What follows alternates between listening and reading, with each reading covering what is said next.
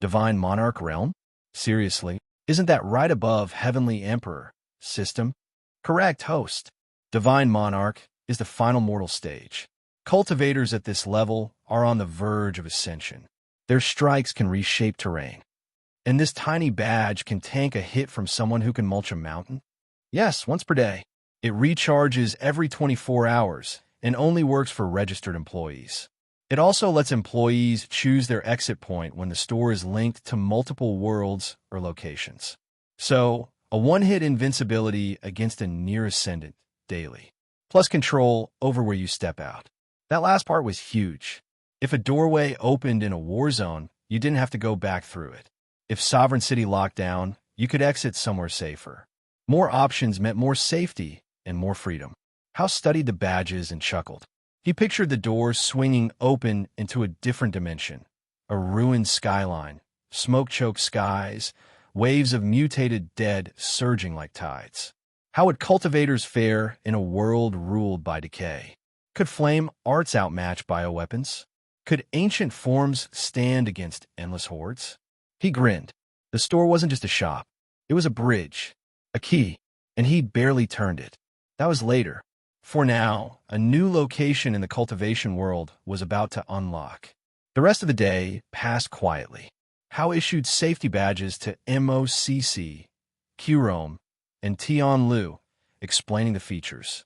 Tian Lu just nodded once and tucked his away like another tool. No fuss, no questions. Qrome showed the kittens. Yoru and Suki pawed at the metal while she smirked, clearly pleased. MOCC tried to play it cool, solemn nod and all, but her eyes sparkled. As soon as Hal looked away, she hugged the badge to her chest. Boss, it's not like I like it or anything, it's just useful, okay? Different reactions, same meaning. They were all strong. They didn't fear death. That wasn't the point. If this had come from anyone else, they would have doubted it. But it came from Hal. That made it real. A badge that could blunt a Divine Monarch's full strike would start wars. Sex would murder to control a cache like this. Here, it only worked for employees. More than power, it carried a message. Hal wasn't just arming them. He was trusting them. In a sect, something like this would vanish into intercourt politics, favoritism, whispers, knives in the dark. Here, Hal handed them out without ceremony. It wasn't about rank. It was about belonging. Qrome, a feared bloodline beast. Tian Lu, the quiet blade who never swore to any sect. MOCC, heir of a fallen demonic line everyone wanted to forget. Out there, they were problems. In here, they were trusted, respected, not alone. Even Tian Lu, who'd planned to lay low and move on, caught himself considering staying. No oaths, no traps, just trust. He wasn't naive. Things change. But here, with this boss, it didn't feel like it would anytime soon. Time slipped. Days turned to weeks. Customers came and went. Shelves refilled. Hal kept glancing at the mission board. Then he noticed it. Side task 1. Sell 30 bags of original salted potato chips and 50 cans of peach oolong tea. Progress. 30 bags, 50 cans. Reward. System upgrade to version 2.0. Unlocks the option to unseal your meridians. Crystal cost applies. Status. Completed. Claim now. Reward claimed. Hal stared at the floating screen, stunned. He thought this goal would take months. It was already done. A few heavy spenders had carried it over the line. The Emperor, 2 sect masters, and 2 wealthy elders. They only dropped by once or twice a week, but each visit cleared shelves. Peach oolong tea became the elders' favorite. They said the aftertaste was smooth and gentle, the kind that stirred old memories. Effects aside, the flavor alone won them over. Hal did not ask questions. If they kept buying, that was enough. Morning light crept in. Hal was already awake when a new panel lit up. System upgraded to version 2.0. Personal status screen unlocked. Meridian Awakening unlocked. Host personal shop unlocked. That's a lot, he muttered. Yes, host. Try not to cry from excitement. He stretched. Worth it after risking my balls since day one. Do I have enough crystals to unseal my meridians? Yes. Cost 50 crystals. Do it. Initiating. You may experience intense pain. Please refrain from screaming loudly. Wait, what do you mean by? His body locked. No movement. Not even a finger. Then the pain hit. Not a stab. Not a burn. Something deeper. Lightning under the skin, exploding through his blood. His back arched. Breath stuck. Veins lit like threads of fire. Invisible chains snapped, each break sending heat through his limbs. His heart pounded. Muscles seized. Spine went rigid. It felt like being torn apart and remade. Time slowed. Somewhere under his ribs, warmth gathered and pulsed. Ancient. Human. The final surge crashed through. He dragged in a broken breath. Congratulations, host. All meridians activated. He fell back, drenched in sweat. Hair plastered to his forehead. System, he rasped. Next time, anesthesia. Charge extra if you have to. Not possible. Pain is required. Anesthesia would cause failure and waste your crystals. Figures. He wiped his face. Can I cultivate now? Not yet. Open your status screen first. After all that, still no? Fine. Show me. Status. Name how? Body. Blank canvas constitution. Plus. Cultivation rank. Mortal realm. Cultivation technique. Not applicable. Martial technique. Not applicable. His eyes went to the plus sign. So that is why I still cannot cultivate. This blank canvas thing. He tapped it. A long list rolled open. Dozens of body constitutions, each one absurdly strong. These are all available if I pick one? Yes. As of version 2.0, you can apply one constitution to your blank canvas. The first application is free. Free? He grinned. You do care. Then the real realization landed. If the system could grant one now, future upgrades might unlock more. That was wild. He could become unstoppable. He caught himself. Overpowered MC arc, here I come. A beat. I have not even had a first kiss. Maybe slow down. System. Any recommendation? All options are top tier. They originate from many worlds. There is no wrong choice. Pick what fits your style. He stared at the list, overwhelmed. Like scrolling every great show at once and not knowing where to start. After a long minute, two options kept pulling his attention. Hey everyone, Firescale Audiobooks here. If there's a novel you'd love to hear more of, you can support us on Patreon or Ko-fi. Depending on your tier, I'll make extra parts just for the stories you're most excited about. Usually I can only upload 4 to 5 parts of each novel, but with your support, we can go beyond that. And of course, don't forget to hit subscribe. It helps more than you know. The first was the Solar Ascendant Constitution. This constitution drew its power from the light around the cultivator.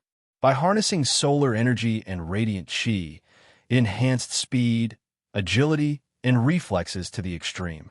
The body could even transform into light for a short time, allowing the cultivator to phase through solid objects.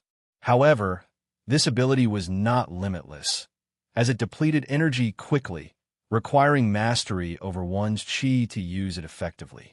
The second option was the Glacian Dragon Constitution.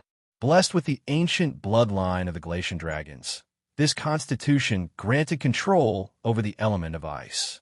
The body would become attuned to cold, allowing the cultivator to summon ice chi to freeze enemies and shape glaciers at will. As the cultivator reached higher realms, they could even transform into a massive ice dragon, capable of summoning blizzards that could freeze entire landscapes. The power over ice would become unstoppable as the cultivator's cultivation progressed. I didn't know all the technical details, but something about these two reminded him of his favorite characters from manga back on Earth. The Solar one? It gave off the same lazy, light-speed menace as that sunglasses-wearing admiral with a kick that could bend space. The Ice Dragon definitely had that icy, white-haired captain energy, the kind that could freeze an entire battlefield because he's mildly annoyed. I don't even care about the stats anymore. These are just cool. In the end, he pointed to the Solar Ascendant Constitution. I'll go with this one. Are you sure about your choice, host? You'll only be able to pick another one when the system upgrades again to the next version. Yeah, go for it. He wasn't just guessing. He had a brilliant idea pop into his brain. He wasn't sure if it would work that way, but if it didn't, well, no harm done. beginning to apply the solar ascendant constitution to blank canvas constitution. Warning, please stay conscious, host. This will hurt a little. Why do you sound like a dentist? He sighed and shut his eyes, accepting his fate. First came the heat, a low, buzzing warmth in his chest that slowly spread across his entire body. It wasn't too bad until it was. That warmth turned searing. It felt like his blood had transformed into golden magma, rushing through every vein, carving out new pathways of chi as it moved. His veins lit up with blinding brilliance, as if someone had poured sunlight directly into them. His bones began to ache, then throb, as if they were being stretched and reformed to hold something far beyond mortal power. His muscles twitched uncontrollably, every fiber trembling like it was trying to escape his skin. His skin tingled, not from pain but from pressure, as if the sun itself was pressing down on him from every direction. Then came the sensation that his entire skeleton was being reforged, bathed, and hammered by radiant light. He couldn't move. He couldn't scream. His voice was trapped in his throat, his limbs heavy and distant. Beads of sweat rolled off him in streams, each one shimmering like drops of melted glass. His breaths came out as steam. It felt like he was being reborn inside the sun. He clenched his teeth. Light ran wild through his meridians, burning them open, flooding every corner of his body with golden chi. Even the tips of his fingers pulsed with unbearable brightness. Suddenly, a mysterious pull tugged at his very core. He felt weightless, like his body had vanished entirely. He was no longer Hal. He was light. He was speed. He was motion itself. And then, silence, stillness. His limbs returned. His weight settled back into the bed. The pain faded, replaced by a strange calm. He inhaled. It was over, or just beginning. Congratulations, host. You have successfully acquired the Solar Ascendant Constitution. You may now begin cultivating. For best results, it is advised to purchase a cultivation technique from the shop first. A new screen flashed open in front of him. Status: Name Hal. Body: Blank Canvas Constitution, Solar Ascendant Constitution. Cultivation rank: Mortal Realm. Cultivation technique: NA. Martial technique: NA. Hal slowly moved his fingers, his arms, his legs.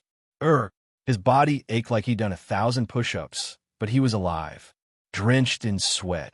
His entire polo shirt clung to him as a second skin.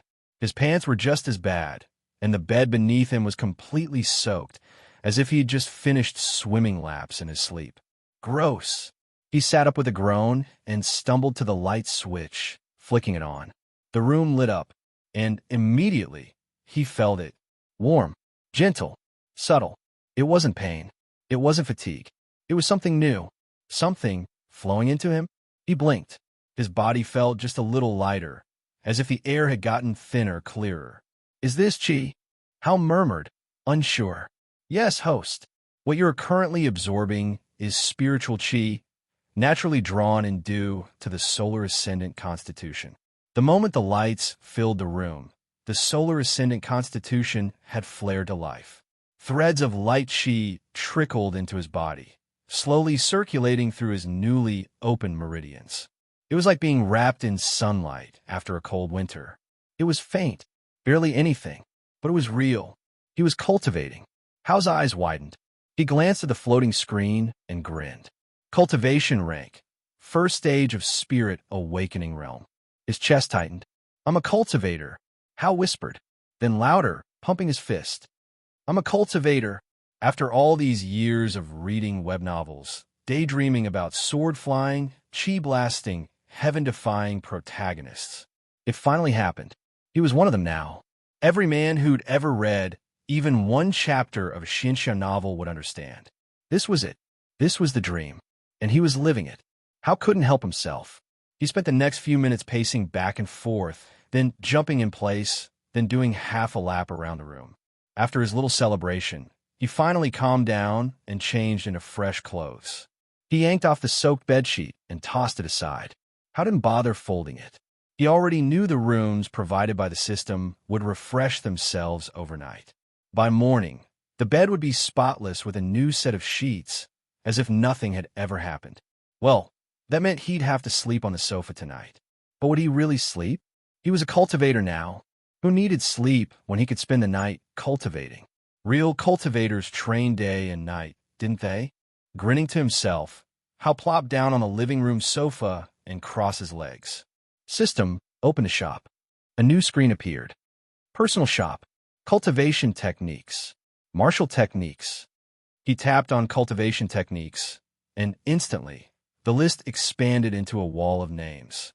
Dozens, no, hundreds of techniques, each with a crystal value listed beside it. Some cost 50, some cost 100. One even asked for 1,000 crystals. Hal felt his brain begin to fizz. System, can you filter these out and just show the ones that fit my constitution and that I can afford? Yes, host, but filtering will cost 1 crystal. Hal waved it off. Compared to getting a top-tier constitution for free, a little crystal fee was nothing. He was feeling too good to complain. Proceed on it, system. Understood, host. Filtering cultivation techniques. The screen shimmered again. The long list collapsed into a much shorter one. Still about 50 options, but far more manageable. Still, 50 was not exactly easy. Just looking at the titles made his eyes twitch. Chi of the Morning Radiance. Solar Pulse Meridian Art. Golden Flare Lotus Scripture. A headache crept up on him. In the end, he picked the one that sounded the most solid and royal. Pride of the Sunborn Emperor Scripture. Its name alone had weight, and the description did not disappoint. A powerful cultivation method that gathers solar chi into the body through breathing and skin. It refines the chi by running it through the spine and heart meridians, matching the body's energy flow with the movement of the sun. The process starts slowly at dawn, picks up speed during the morning, and reaches its strongest point at noon. That's when the cultivator's body and chi grow the fastest, allowing them to make breakthroughs in hours instead of weeks. After noon, the energy flow starts to slow down, encouraging rest or quiet meditation until the next day. This scripture focuses on absorbing light, turning it into golden chi, and using it to strengthen the body, cleanse the organs, and grow the dantian. At higher levels, the cultivator's body holds a radiant glow of refined solar chi, but that glow is only the surface. They gain full control over the powerful presence the scripture builds. If they choose to release it, a wave of solar pressure floods the area, making it hard for anyone below them in cultivation to stay standing. Weaker beings feel as if the sun itself is bearing down on them. Many fall to one knee or bow without thinking, overwhelmed by instinct and the sheer weight of chi. At noon, when this scripture is at full power, releasing that presence feels like calling down the sun itself. Controlled, dominant, divine. Hal read it twice, then a third time, and smiled. That's the one. Hal confirmed the purchase. The moment he did, his crystal balance dropped to 0. All the savings he had scraped together from instant noodles and drink sales were gone. But he didn't feel even a shred of regret. Not when the pride of the Sunborn Emperor scripture burst into his mind like a sunrise behind the eyes. Lines of ancient text etched themselves into his memory. Breathing techniques, posture corrections, chi circulation routes. It all flowed in like a forgotten language he somehow still understood. Not all of it made sense right away. Some terms felt vague. Some diagrams were too abstract. But he got the structure. He could feel the meaning. And most importantly, his body could feel it too. It was strange. Foreign but familiar. Like reading a manual for a machine his hands already knew how to build. Is this how it feels to be a chosen one? 'Cause I'm kinda into it. Hal sat up straighter on the couch and pulled his legs beneath him. He settled into a half-lotus position, the kind he had seen cultivation protagonists use in manhwa since high school. Technically, the scripture didn't require it, but just felt right. He was showing the technique little respect, giving the moment the ceremony it deserved. I mean, if I'm going to be a cultivator, I might as well pose like one. He took a slow breath in and began. He followed the memories now embedded in his mind, adjusting his breathing tempo. Inhale for 4 counts, hold for 2, exhale for 4. It wasn't smooth at first. Too fast and too slow. But after a few tries, something clicked. Hao's chest moved in rhythm, and the room responded. The light overhead didn't grow brighter, but it felt warmer. Clearer. Bro, did the air just get HD? As if the solar chi in the room had noticed him. Not because of his constitution, but because of the technique itself. The way he breathed, the way he circulated chi. It felt like he was tuning himself into a frequency only the sun could hear. And then something changed. A distant pulse echoed through his body, like a heartbeat he hadn't known he shared with the sky. Was that the sun pinging me back? Hao's eyes opened slightly, just a crack. He didn't see anything out of the ordinary, but he felt it. A connection. Faint. So faint he might have missed it if he wasn't this still. It wasn't Earth's sun. It was something else. Bigger. Wilder. He wasn't sure how he knew, but he knew. This cultivation world didn't have one sun. It had 9, and one of them had just glanced his way. Out of all the suns in the sky, only one responded to him. The closest one, the weakest one, but even that was enough to make the chi in the room stir. Right now, that sun was still rising. Its energy was faint, barely seeping into the world. But even at sunrise, sitting inside a building on the 3rd floor of a convenience store, it was working. He was drawing in solar chi. Slowly, weakly, but steadily. If this was just sunrise, then what would happen when it was noon? What would happen when he stepped outside, under the full, blazing sun? Hao's lips curled into a quiet grin. I'm so ready for this. Noon me's gonna be built different. He stretched his arms overhead and got up from the couch. Even a future powerhouse had to brush his teeth. Hao took the world's fastest bath and started his morning routine. Wipe the counters, sweep the floors, restock the instant noodles, refill the glass door refrigerators, tidy up the potato chips shelf after Kirom's kittens had knocked a few bags over during the night. He carried on without a hint of dissatisfaction. Even if he was officially a cultivator now, Hao knew he couldn't just run off and start flying through the skies or fighting demons in the forest. He had responsibilities. This was the dimensional convenience store, and he was the storekeeper, maybe not the strongest, maybe not the most mysterious, but this place didn't run without him. And if Hao was honest with himself, he didn't hate it. He had come to enjoy the flow of the store, watching over the shelves, greeting weird customers. Life here was strange, sure, but it was his. Though yeah, it'd get boring sometimes. But now, he had unlocked a new way to pass the time. It was like getting a new feature in a game, something that could give him a little boost, a fun extra to add to his day-to-day. By the time the cleaning and setup were done, Hao walked over to the front door and flipped the hanging wooden plaque. The backside now faced outward. Open. He stepped back, hands on hips, and let out a breath. As expected, just doing the chores helped him circulate spiritual chi. The solar ascendant constitution seemed to absorb energy through both skin and breath, meaning even while sweeping the floors or adjusting the fridge, he was cultivating. How broken was that? And since the inside of the store was always well lit, it felt like Hao was living inside a semi-cultivation array. At least, that was true until he turned the lights off. The lights alone was helping him gather spiritual chi, even without any sunlight. He glanced at his hands. No golden glow yet, but there was progress. His chi reserves were growing bit by bit. The scripture said he'd eventually be able to turn into light, literally shift into a beam and flash from place to place. But for now, he didn't have enough chi to pull that off. His reserve was still small, barely enough to run a few laps through the basic breathing cycle. Still, he could feel it building, like a battery charging up. He gave the drinks one last check, then leaned back behind the counter. He could practically feel the chi flowing in through the lights above, energizing him. The store, even though it was tucked away in a dark alley as the first connected door, had actually turned out to be a pretty decent place for Hao to cultivate. He looked around, half worried that the lights working a little too well. System, you're not going to charge me for this, right? I mean, what if the power for the lights runs out cause of me? Thank you for the suggestion, host. Deducting 1 crystal per hour of indoor light absorption will now be implemented. Hao froze. Just kidding. Of course not, host.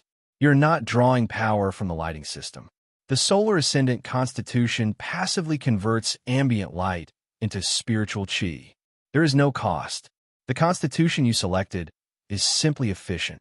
Hal let out a slow breath and shook his head. If I really got stripped one crystal every hour, I'd be bankrupt by tomorrow. He rubbed his face. Actually, he was already broke. If the system really started charging him for light, Hal wouldn't just be poor. He'd be negative rich. Rock bottom. Debtor arc unlocked. Might as well rename the store to Dimensional Debt Center. But luckily this arrangement really worked for him. Thanks to the constitution he picked, he could just hang around the store, chill behind the counter, and still cultivate like a proper protagonist. No climbing mountains or sitting under waterfalls required. Just good lighting and low effort. He just had to make sure he locked in properly when using the actual cultivation technique. Earlier, when he tested it for a second, the effects felt off, weaker, and it didn't make sense at first. The sun should have been up, the timing was right, but the power wasn't there. Then it hit him. He was on the ground floor now. Before, he'd been up on the 3rd floor when he activated it the first time, closer to the light source, maybe even just a better angle. He had no explanation for it. No deep, profound understanding of how solar chi interacted with buildings or floors or ceiling tiles. It just felt right. And in cultivation, gut feeling was basically a valid research method. Lin Ejuan entered first, hands tucked behind his head with a relaxed grin on his face. "Greetings, boss," Lin Ejuan said with a nod. The others followed after him, each giving a brief greeting as they made their way inside. "Welcome," Hal replied casually. They had all gotten used to the storekeeper's usual act by now.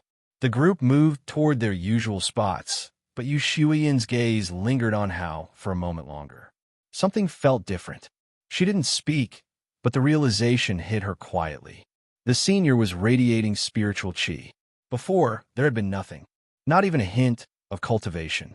But now, Hal was clearly at the first stage of the spirit awakening realm. And more than that, the chi he gave off felt pure and bright, refined in a way that didn't match anything she had ever felt before. Yu Shuiyan blinked, then looked away. Well, that was new. Still, she didn't jump to any conclusions.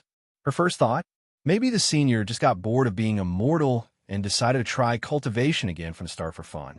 That was probably it. Probably. She couldn't think of any other reason, so she turned away and joined the others to grab products. She was excited to taste the peach oolong tea again.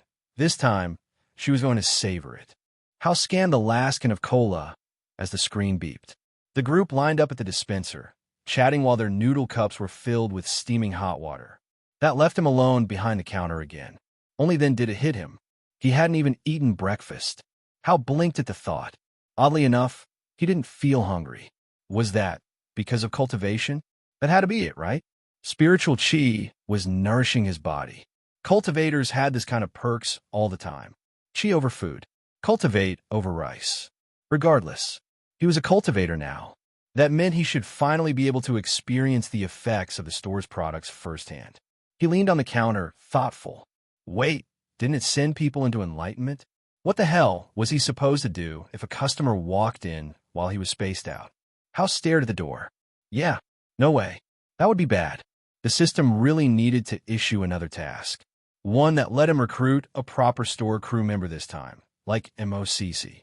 Someone who could man the counter while he tested products, just in case things got weird. If he was going to start testing the store's products, someone had to cover the register in case he went full cultivation coma. For now, though, no noodles.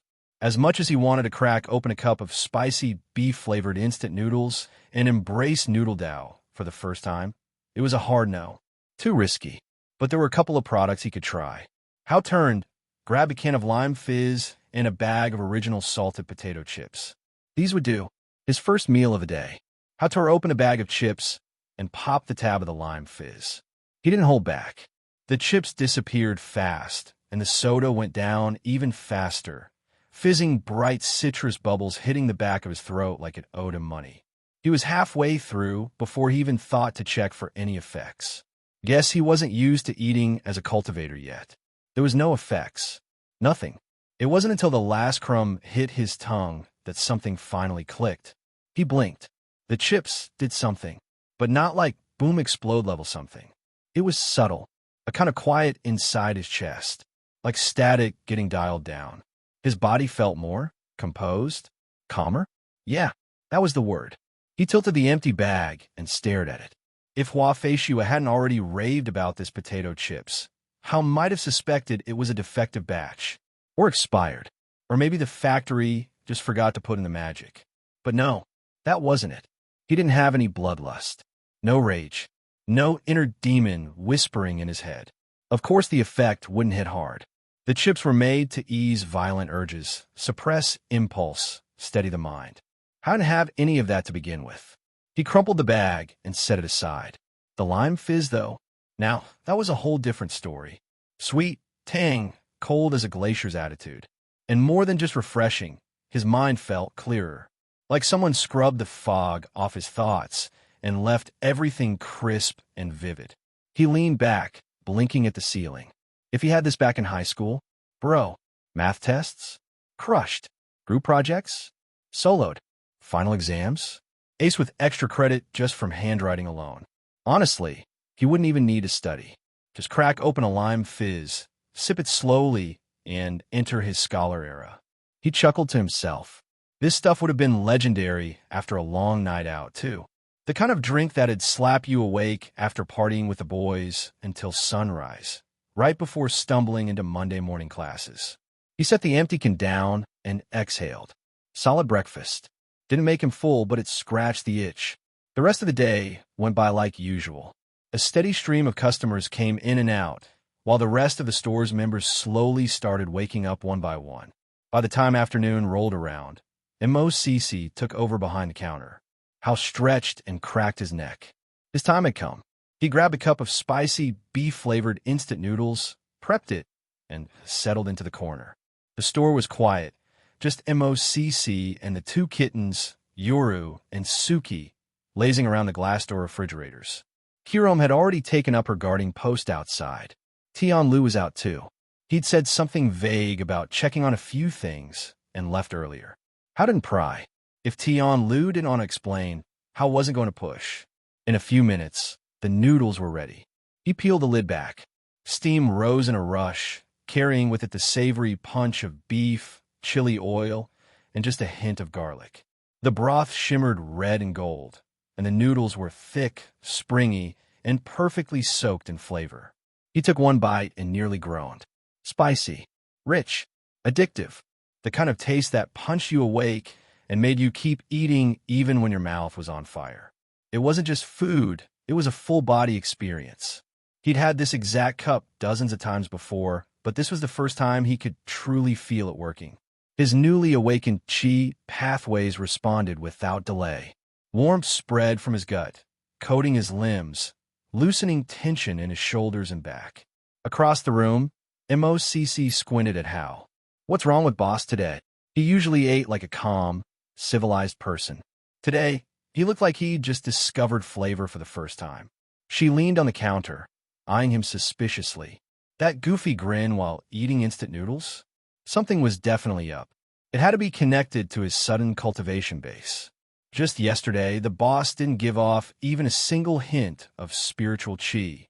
But today, he was clearly sitting at the first stage of the spirit awakening realm. This was obviously a disguise, or was it really just that simple? No, it couldn't be. The boss must have used some kind of profound method. A body-switching technique? A soul-shedding art?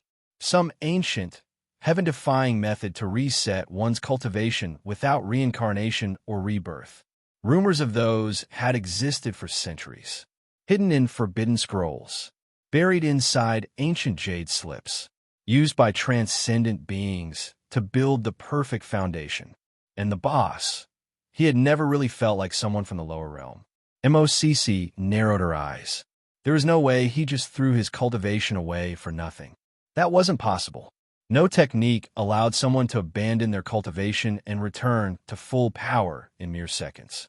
Not in this world. But what if the boss really could? Mo Cece suddenly felt a bit excited. Her curiosity flared again.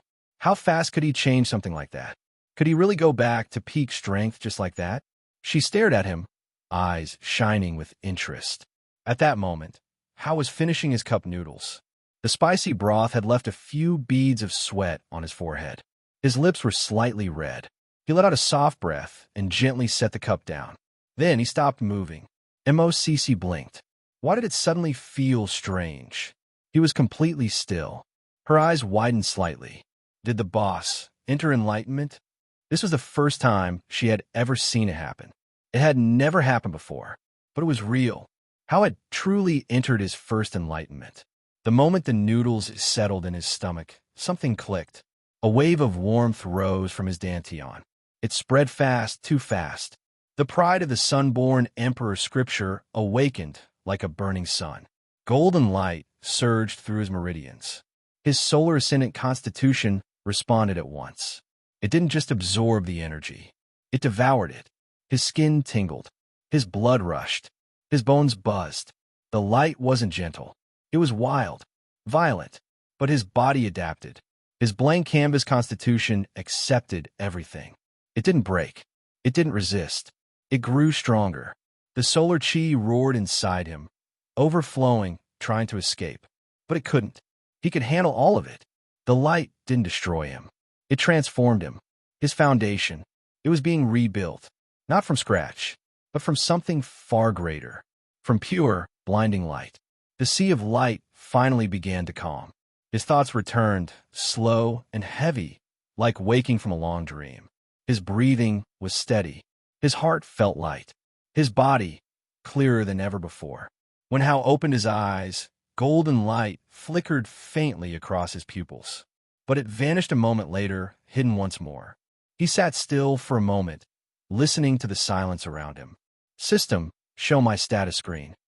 Status. Name Hao.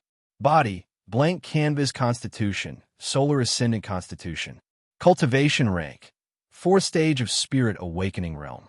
Cultivation technique. Pride of the sun-born emperor scripture. Martial technique. NA. Hao stared at the screen, eyes slightly wide. 4th stage.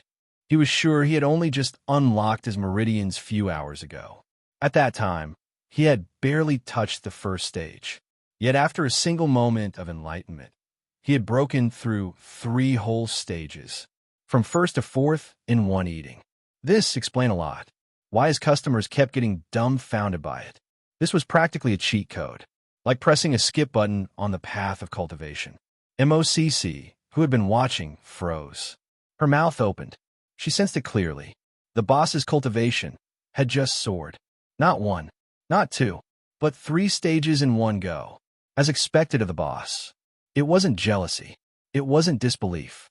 It was just the kind of reaction you gave when the sky turned upside down and you realized, yeah, that was normal for him. Before MOCC could think more, Hao slowly raised his hand. His fingers relaxed. His palm opened. His expression turned focused. He had a thought, something instinctual. His solar ascendant constitution was glowing faintly beneath his skin. He took a slow breath and imagined turning into light. Suddenly, his right hand began to shine, bright and golden, like sunlight made solid. But it didn't last long. The glow flickered wildly. His chi began to drain at a terrifying rate. Still, he pushed forward and reached toward the empty cup of noodles. His glowing fingers passed right through it. No weight, no touch. The light couldn't hold anything physical. Then, in the blink of an eye, the light scattered. He gasped and clutched his chest. His chi was nearly drained dry. So fast. Too fast. This ability was greedy. Far too greedy. He couldn't maintain it yet. Not at this level. What kind of martial technique was that? It was something MOCC had never witnessed before. She had read hundreds of books, studied dozens of secret manuals, even seen forbidden techniques used in real battle. But a hand that turned into pure light? Never. Not even once. Could it phase through any solid objects like weapons? Could it dodge spiritual attacks by letting them pass through? What about formation traps? Could he walk straight through them if his body turned to light? The idea alone was terrifying.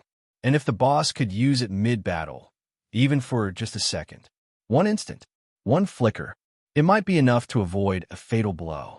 Or land one. MOCC's heart raced a little as her mind kept spinning. Could she learn it too? Maybe if the boss asked nicely. But before MOCC could speak, Hao had already sat down cross-legged. He closed his eyes. Since it was noon, solar chi filled the area, and the pride of the sun-born emperor scripture surged within him. His chi, which was on the verge of empty, was quickly being refilled. It was like watching a dried-up river come back to life. When Hao opened his eyes again, he caught sight of MOCC staring straight at him. Did little CC see that? A proud smile appeared on his face. Little CC, Hao called out, "Come here for a second." MOCC perked up and stepped closer. "Can you throw a punch at me? But don't use your full strength. Match it to the spirit awakening realm, got it?" He patted his chest lightly and gave her a grin. MOCC blinked. "You want to test the light technique again, boss?" Hao nodded. "Yeah, I just want to check a few things. Coat your fist in chi or use a martial technique if you want. Just remember to hold back." Hao instructed. "All right, boss." MOCC nodded seriously. MOCC would never think of hurting Hao. The boss had taken care of her, gave her a home, and more than that. He felt like family. But she was also curious. She wanted to see it too. The two stood facing each other. Hao stood upright, his hands behind his back. He straightened like a kid posing for a picture. MOCC drew in a breath and lowered her stance. Her right fist clenched, and a black, thick aura began to crawl up from her knuckles, creeping slowly toward her elbow like spilled ink. Hao's smile twitched slightly. Wait, is little CC really holding back? That aura got instant death written all over it. This was the Cursed Burial Fist, a well-known basic technique from Ashen Curse cult. It wasn't flashy, but it was deadly in its own way. A strike to the chest could seal a cultivator's chi flow for minutes, even hours, depending on the gap in strength. And right now, that terrifying aura was aimed right at Hao. MOCC moved. Her fist blurred, crashing forward. Even though she tried to hold back, the strength behind it still carried the weight of a fifth or maybe even sixth stage of Spirit Awakening Realm Cultivator. She had clearly underestimated herself. But Hao had already acted. The moment her stance shifted, his focus locked onto his chest. He didn't wait. Timing was everything in a real battle. Better to glow early than get flattened later. A golden shimmer bloomed across his chest, bright and warm, almost blinding in that instant. Swish! MOCC's fist passed straight through. No resistance. No impact. It felt as though her fist had touched nothing at all. She quickly pulled back. The thick black aura vanished from her arm the moment the technique disengaged. Hao exhaled, a drop of sweat trailing down his temple as he stepped back. His eyes lit up.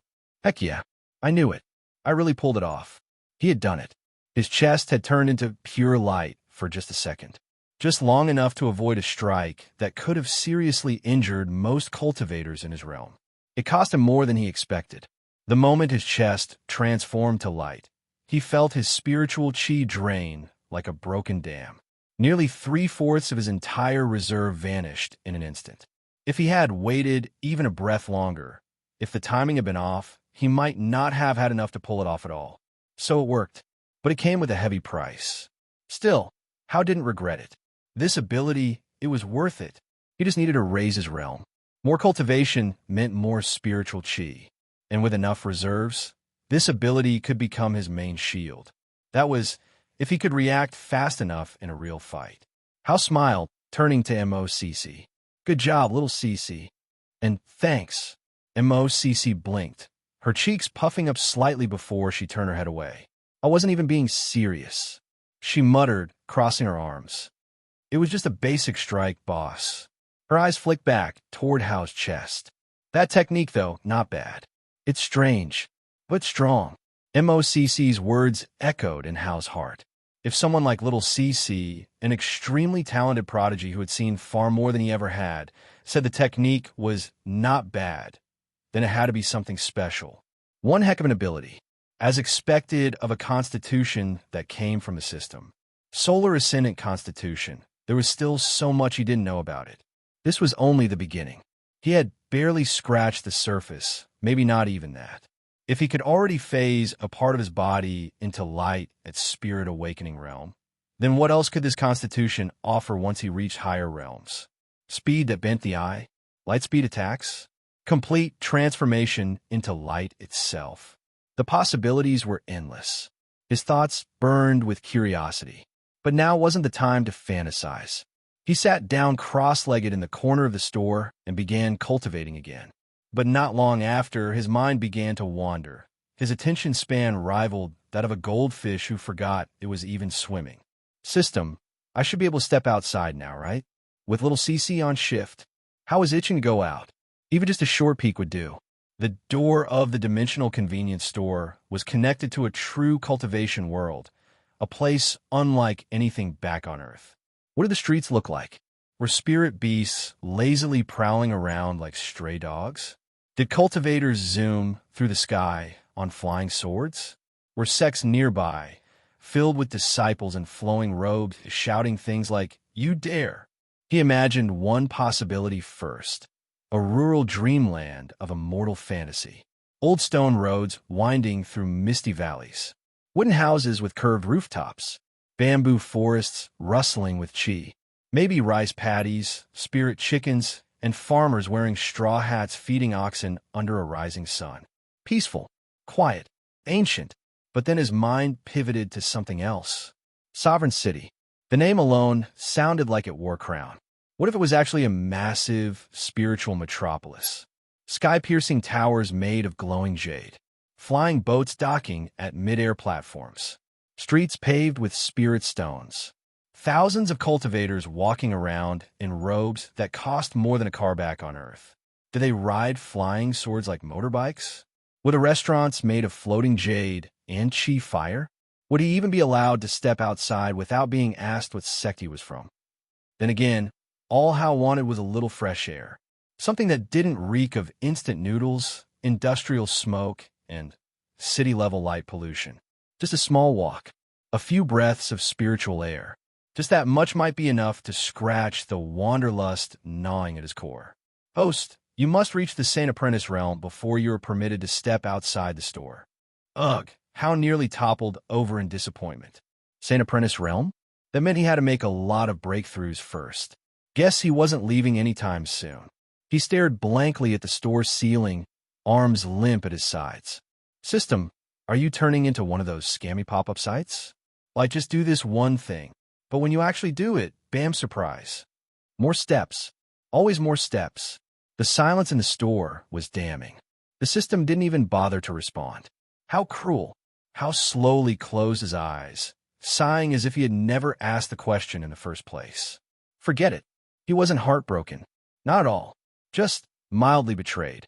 Days passed like flowing water. Though he still manned the counter, cultivation had become a part of his daily life. Every free moment, Hal would sit in the corner and absorb solar chi, refining it with quiet focus. It had already become second nature, like restocking the shelves or boiling instant noodles. On the fourth day, something changed. Hal made a purchase. From his personal shop, Hal bought his very first martial technique, one that perfectly suited his constitution and cultivation method. It was called Sunflower Needle Strike, a chi technique.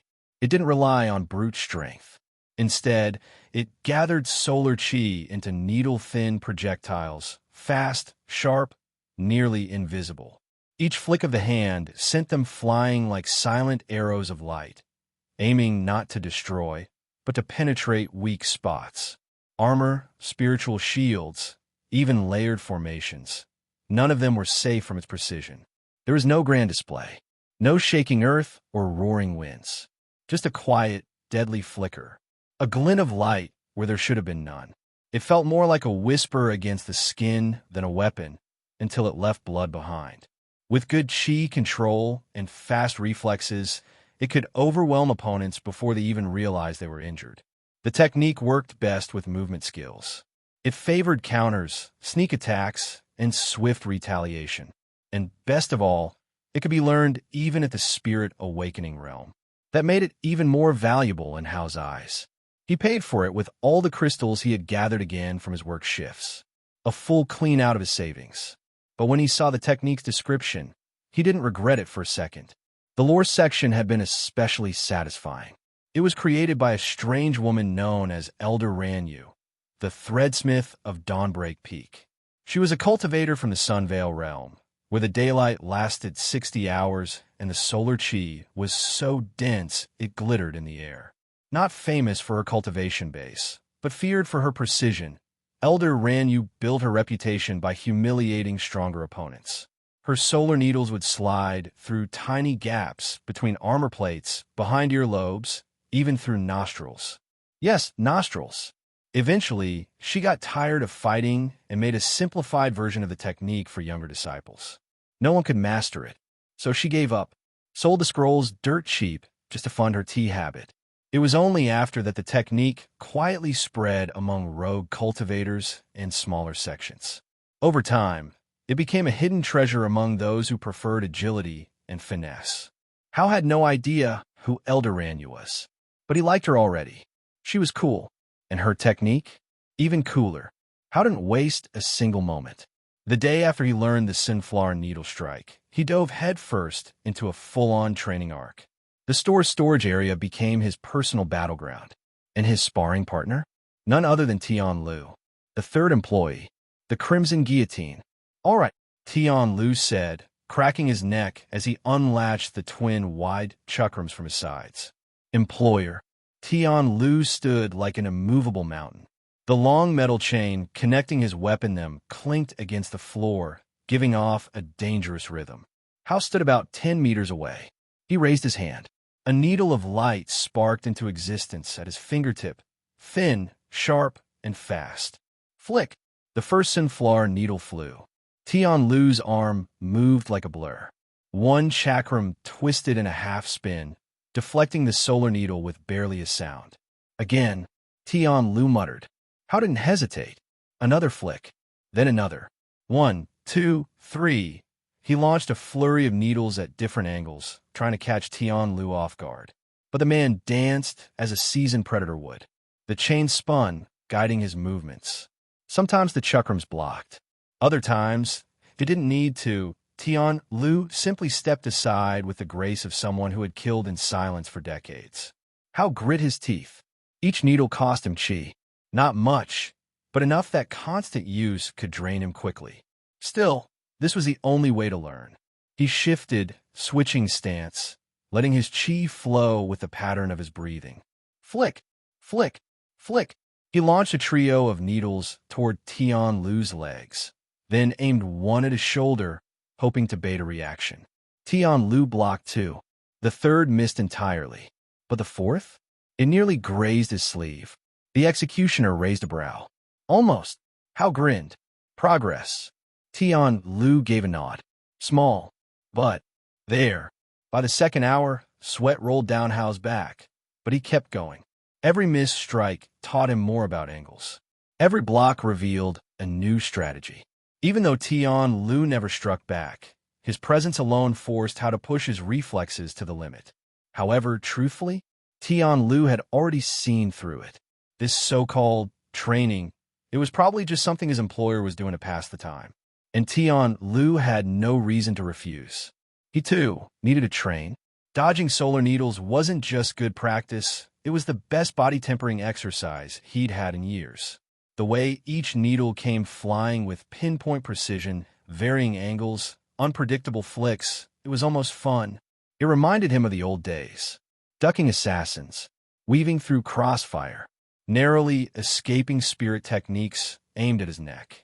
But now, he dodged light, casually, silently, and it was working. Each time he avoided a needle by the width of a thread, his instincts sharpened. His chi control grew steadier. Even the joints he thought were stiff from injury began to move smoother again. Hao launched another needle. This time it flew faster, more focused. It shot straight toward Tian Lu's left side. But Tian Lu twisted just enough to let it pass. Hao narrowed his eyes, getting faster. Or, Tian Lu said, pausing mid-step. Predictable. Employer. Hao clicked his tongue. That's not fair. Life isn't. They locked eyes for a second. Then both returned to their stances without another word. Each for their own reasons. Each holding their own secrets. One training to grow stronger. the other dodging solar needles to pass time with an immortal employer who liked to play pretend. But things didn't stay calm for long. The training got faster, wilder. Hao's control over the Sinflar needle strike got even better. Tian Lu, he never stopped dodging. It didn't matter how fast or unpredictable Hao became. He was sweating now too, not because it was difficult, but because he was certain. This was a test. An immortal like Hao would not train so fiercely for no reason.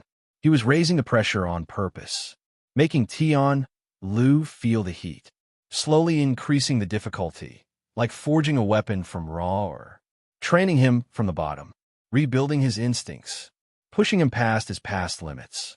Tian Lu's breath steadied. He understood. He respected it, as expected of an unfathomable being. And Hao? He was too deep in the flow. Days passed. Their training in the storage area turned into a regular routine.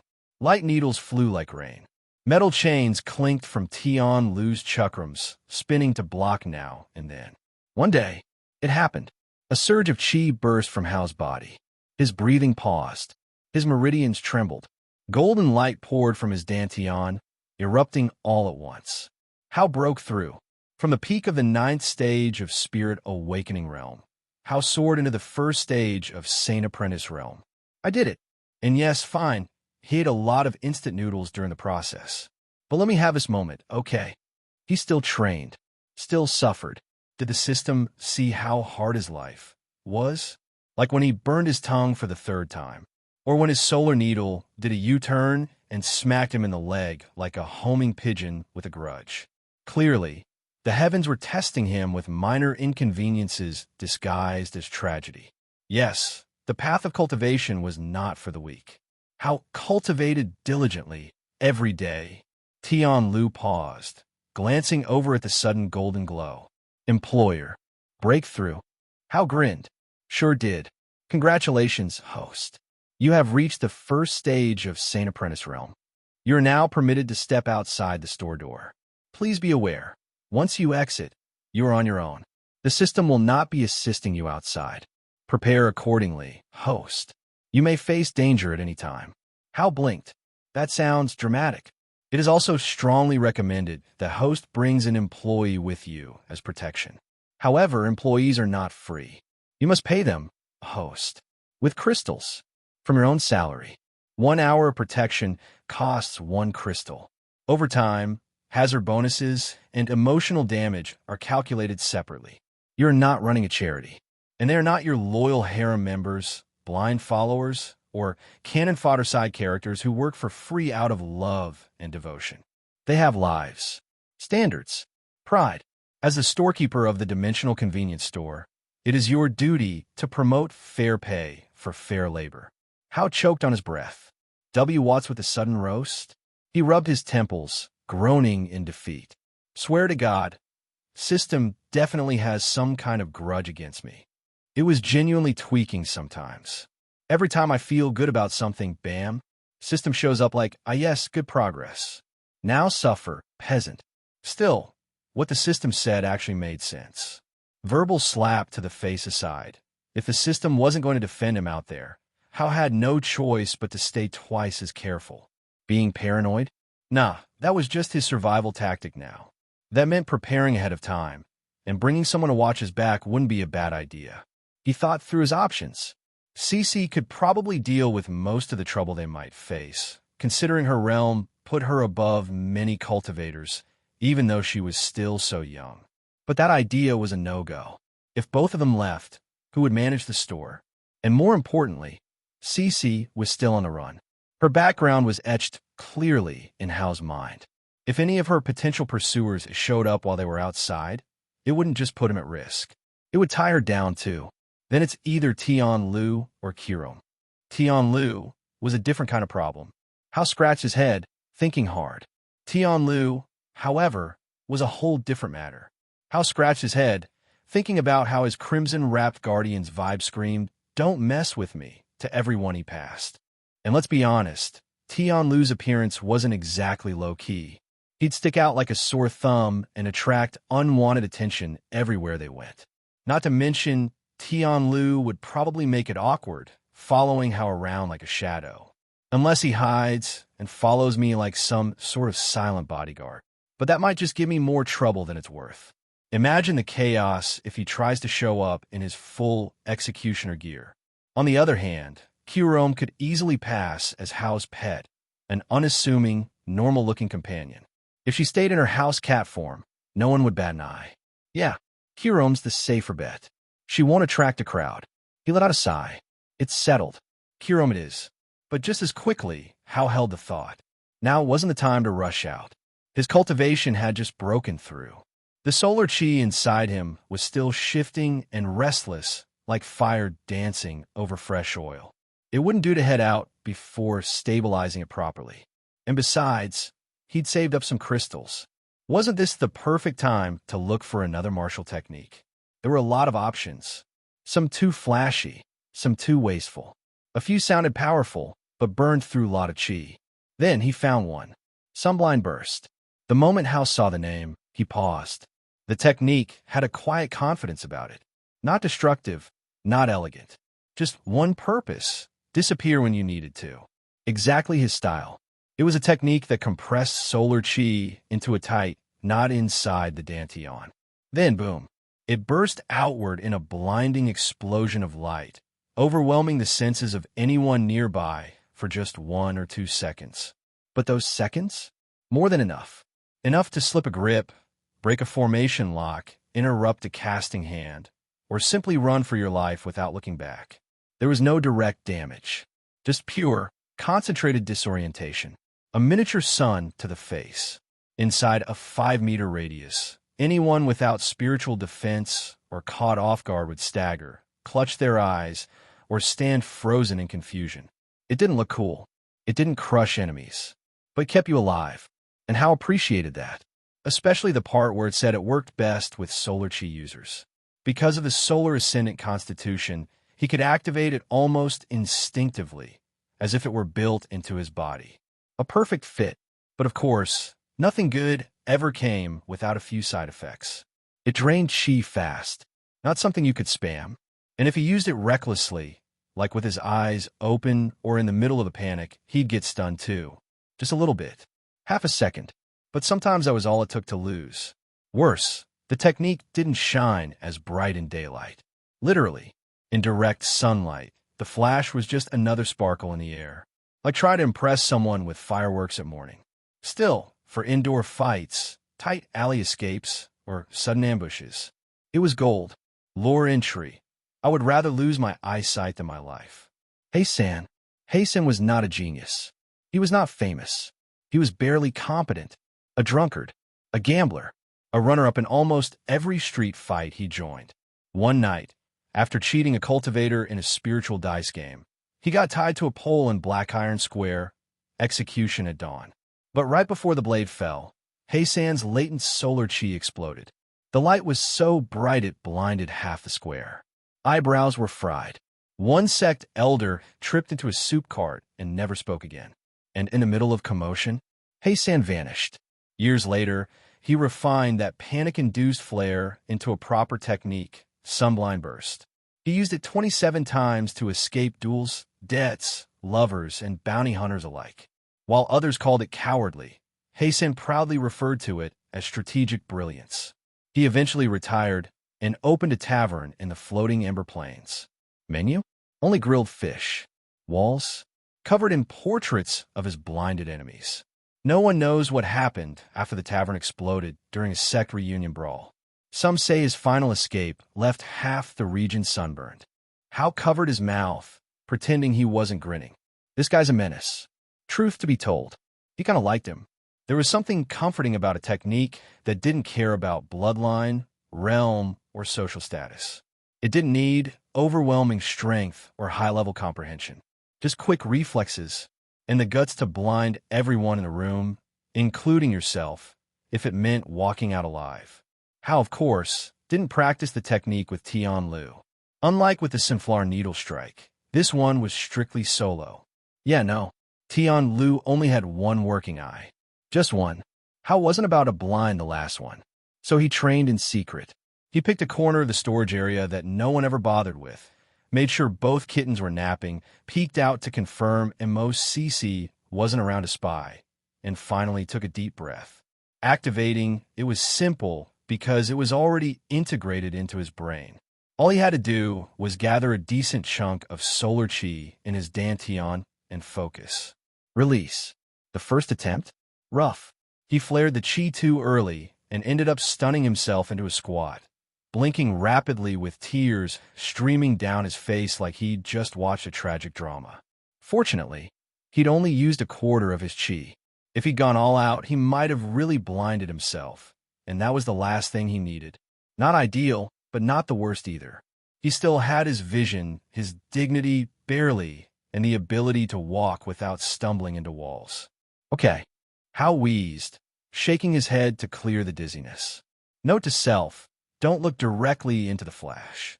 After a minute to gather himself, Hao tried again. This time he was ready. He locked in, taking care not to release the sunblind burst too early. He could feel the heat building, but he kept his eyes tightly shut. No way was he getting caught with his own flash again. He activated the technique, his body releasing a burst of golden light. The flash shot out fast and sharp. There was no blinding pain, no tears in his eyes. The flash had done its job. Hao exhaled in relief and opened his eyes. All right, that went way better than the first one. But as Hao turned his head to scan the room, his smile disappeared. In the corner, Kirome was standing, her black fur slightly ruffled, barely noticeable. However, her pupils? It had shrunk into razor-thin slits, so small they looked like someone had drawn them on with a single brushstroke. She wasn't even looking at him. She was staring blankly at the spot where Hao had been standing during the blast, eyes wide open. Slowly, Kirome blinked. Once, Kirome turned to Hao and gave him that "never in my 9 lives I'll look." Her tail swished. Hao didn't even get to open his mouth before Kirome's calm, composed voice echoed in his head. "Do not worry, master. I am unharmed." Kirome wasn't truly harmed by the sunblind burst. It had just startled her a little. The light had been intense, but she had encountered much fiercer flashes in her time. The real discomfort had come from the suddenness of it all, especially in such a confined space. It was nothing she couldn't handle. Still, my bad, Kirome. I should have warned you guys. It merely gave me a surprise, master. It was not painful in the slightest. Hao's shoulders slumped in relief, but then the worry crept back. Yeah, but what if it was Yoru or Suki? I can't exactly explain something like that to them. I'm not sure they could handle it as well. It is no matter, master. It would have been unwise to let my children grow soft in the face of sudden challenges. Even though they are still learning, they should be strong enough by now to handle circumstances such as this one. Hao had expected Kirome to be more protective of her kittens, maybe even a little upset. But in the end, she really was a spirit beast. Not just any spirit beast, an old one. 222 years of survival didn't come from pampering or coddling the next generation.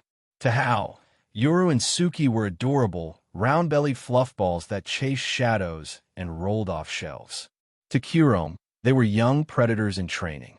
Spirit beasts were born into a world that didn't wait for them to grow up. The wilderness beyond Sovereign City was unforgiving. Danger didn't come with warnings. It lunged out from the underbrush or swooped down from the skies. Sometimes it wore fur, claws, and fangs. Sometimes it wore robes and held swords. Demonic beasts, rival clans, and even passing cultivators could be a threat.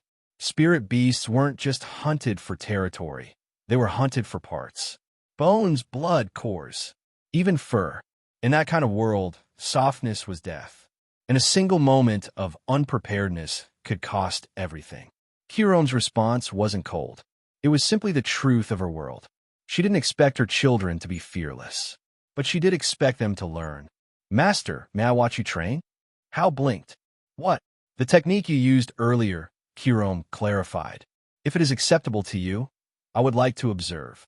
"You want to watch me practice that?" "Yes, master." Hao squinted at her, unsure if he'd heard correctly. Wasn't that basically saying she wanted to be thrown a flashbang grenade every couple of minutes? This ought to be a boss-level side quest or something. "All right." Hao hesitantly nodded. If that's what you want, I allow it. Hao's bright training session resumed. This time, he had one audience.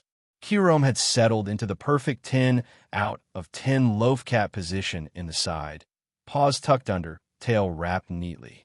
Hao was uncomfortable. Even though Kirome asked to watch, there was a strange sense that it wasn't quite right. He had to be violating at least one rule of workplace safety, and maybe a few more ones. Still, Kirome didn't blink. Literally, her eyes were open and unshaken, seriously observing every motion he made. What Hao didn't know was that Kirome wasn't just watching. She was studying. To her, the sunblind burst wasn't just a technique of light. It was structure. It was design. She saw how solar chi gathered in precise layers before bursting in a wave of explosive brilliance. But she wasn't interested in light. As a Pumbral void lynx, her domain was the opposite. Where Hao drew on radiance and flare, Kirome saw potential for darkness. The same patterns could be reversed. If light could blind, then darkness could swallow. Where he blasted visibility into nothingness, she could make the world collapse in a still black. The concept thrilled her. Silently, in her own way, Kirome began to imagine it. A mirrored technique. One that did not burst outward, but collapsed inward. No shout, no shine. Just the sudden, suffocating hush of absolute shadow. Tomorrow arrived quickly. Yesterday, Hao had asked Kirome if she could accompany him outside. It wasn't a grand request. No announcement. No long explanation. Just a simple sentence. One that held more weight than Hao probably realized. It would be Kirome's first time seeing her master step beyond the store doors. Kirome agreed, without hesitation. She did not ask why. There was no need to. That was her master. And if he was stepping into the world, then she would follow. The night before, Hao had also gone to MOCC and asked if she could swap her shift from afternoon to morning. He told her he needed to go out for a bit. Nothing urgent. MOCC had wanted to come, but she didn't say it aloud. She already knew her place. She had responsibilities in the store now. Still, her small fingers had curled slightly at her side after Hao left, and her lips were pressed together, tight. When the morning sun brushed across the sovereign city, Hao opened the store early. The shelves were clean, the counters dusted. MOCC was already behind the register, arms resting on the counter. Yoru and Suki were flopped belly up on the floor nearby, snoring softly. One of them twitched. Hao stepped toward the front. We're going out now, little Cece. Should be quick. We'll be back before lunchtime. MOCC glanced up at him, blinking once. Then she gave a tiny snort and crossed her arms. Oomph. Don't worry about the store, boss, she said, nose in the air. I can already manage it just fine on my own. But after a second, her voice dropped a little. Just don't forget to come back before lunch, boss. She didn't pout. Not exactly. But she also did not pout. It wasn't fair. Kirome got to go outside with Hao. Outside. She was the first employee of the store. She was the first. MOCC peeked at Kirome from the corner of her eye, then quickly looked away. Jealousy poked her heart like a tiny, stubborn needle. But she didn't say anything more. Kirome, meanwhile, was waiting calmly near the door. She wasn't wearing her usual store guardian uniform today. MOCC gave a small nod toward Kirome. Lady Kirome, take care, boss. Kirome returned the nod. Naturally, little Cece. I shall return our master in one piece. With that, Hao pulled the door open. A gust of city air rushed in, and the light outside greeted him. Or at least, that's what he thought would happen. Instead of a bustling street or a clean sidewalk, Hao was greeted by a wall. A very plain, slightly cracked wall. He took another step out. The light was dim. Too dim for morning. The alley they had stepped into was narrow, boxed in by tall structures on both sides, and it barely let any sunlight in at all. It took him a second to realize where the store had opened its door to. A back alley? Really? That explained a lot. Like why he barely got any customers. Like why only people who were already looking for the store ever seemed to find it. And why his so-called regulars could be counted on two hands. He looked around with a wry smile. A few steps away, there was a small pile of trash bags. He wrinkled his nose. If not for the store's glass walls and glass door, clean, bright, and completely mysterious from the outside, he probably would have never gotten any customers at all. People were curious by nature. If they couldn't see inside, they'd want to know why. That was probably the only reason a few brave souls even wandered in. Hal shook his head. A flicker of movement caught Hal's eye. Near the trash, a small black rat scurried into view. He narrowed his gaze. His senses had changed ever since he became cultivator. Heightened, more alert. That rat wasn't just moving. It was watching. Is that thing observing us? A demonic beast?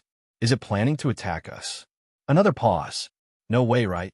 Hal stared at the rat again. He laughed inside his head. If that thing really charged at them, it was done for. Kiram was right there. One wrong move, and she was going to slap into mincemeat.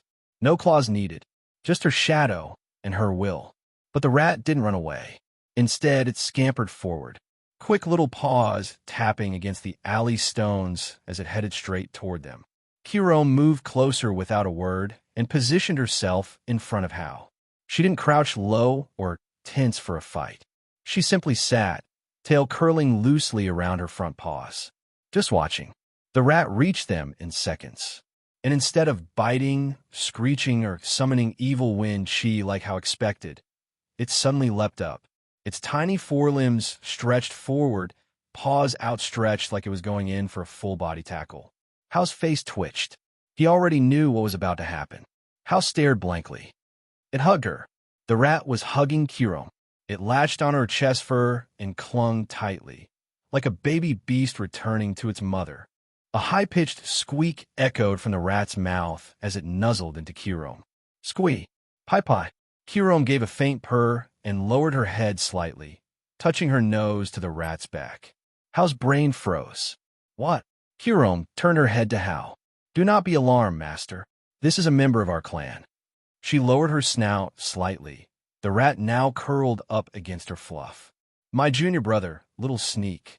Little Sneak, hurry up and introduce yourself to my master.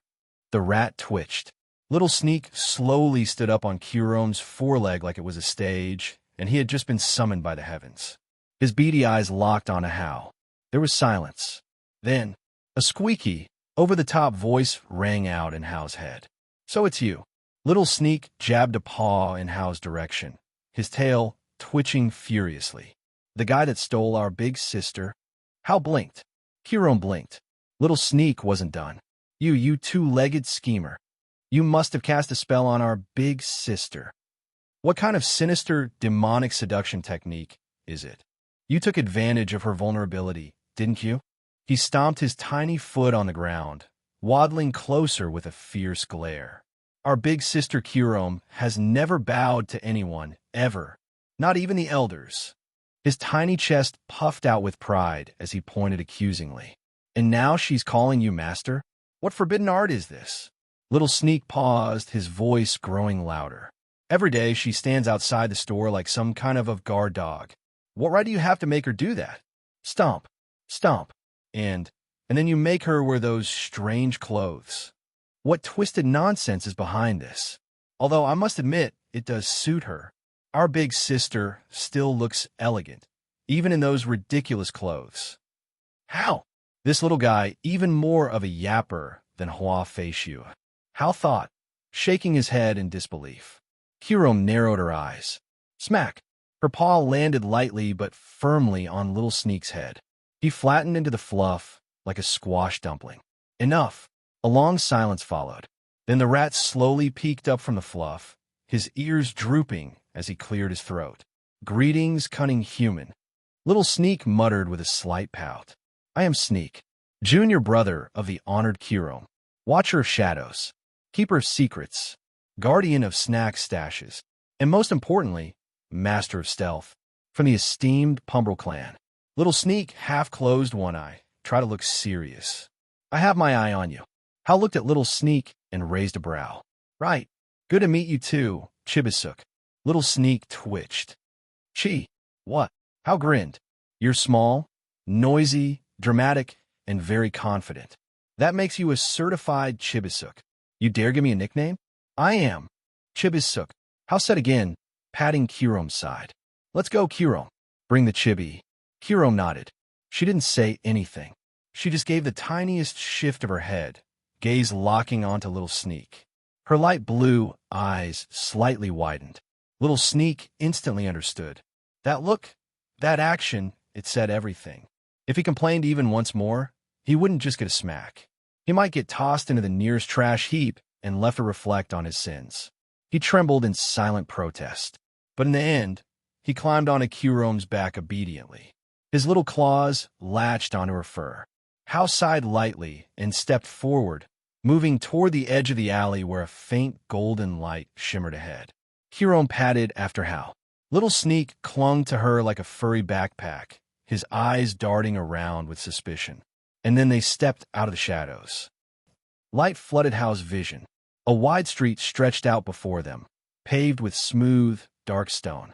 Shops lined the sides, some with hanging banners, others with delicate charms dancing in the wind. The air was clean. The noise was lively. The scent of grilled skewers drifted from somewhere nearby. But it was the light that caught Hal's eye the most. The entire street was illuminated by glowing crystals mounted into lanterns that hung from wooden poles. The light they gave off wasn't too harsh, nor too dim. It carried a soft, golden hue, almost as if it was filtered through warm morning sun. It wasn't torches, and it wasn't anything as flashy as the convenience store's lighting. No, this was different.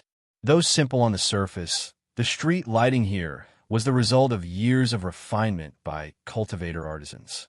They called it lumen crystal alchemy. It wasn't a single technique, but a blend of several minor crafts.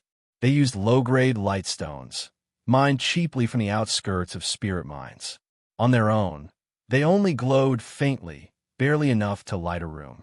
But through a special alchemical treatment involving powdered fire element herbs, refined luminescent ores, and low-tier spiritual ink, the stones could be enhanced without increasing cost. Then came the inscription step. A basic array using 4 foundational runes: absorb, store, glow, and balance. Easy to mass-produce, taught in even minor array sects. The result? A cheap, long-lasting crystal lamp that needed no fuel and only required recharging once every season. Every major city used them, not for luxury, but for practicality. Not for show, but for stability. The street stretched ahead like a living scroll. Carts rolled over the stone path, some pulled by ordinary beasts, others by odd contraptions shaped by talisman runes. A merchant passed with a small, square wagon filled with steaming buns. Another cart carried a stack of bamboo jars with the scent of plum wine and spirit herbs drifting through the air. The buildings lining the road were a mixture of clean stone and well-maintained wood, their rooftops adorned with curved tiles. It wasn't the crude layout of a backwater village, nor was it the gleaming sharpness of a heavenly capital. People passed by in quiet streams, some in plain robes, their hair tied back in simple knots. Others wore layered spiritual garments, with jade clasps and beast-hide sashes.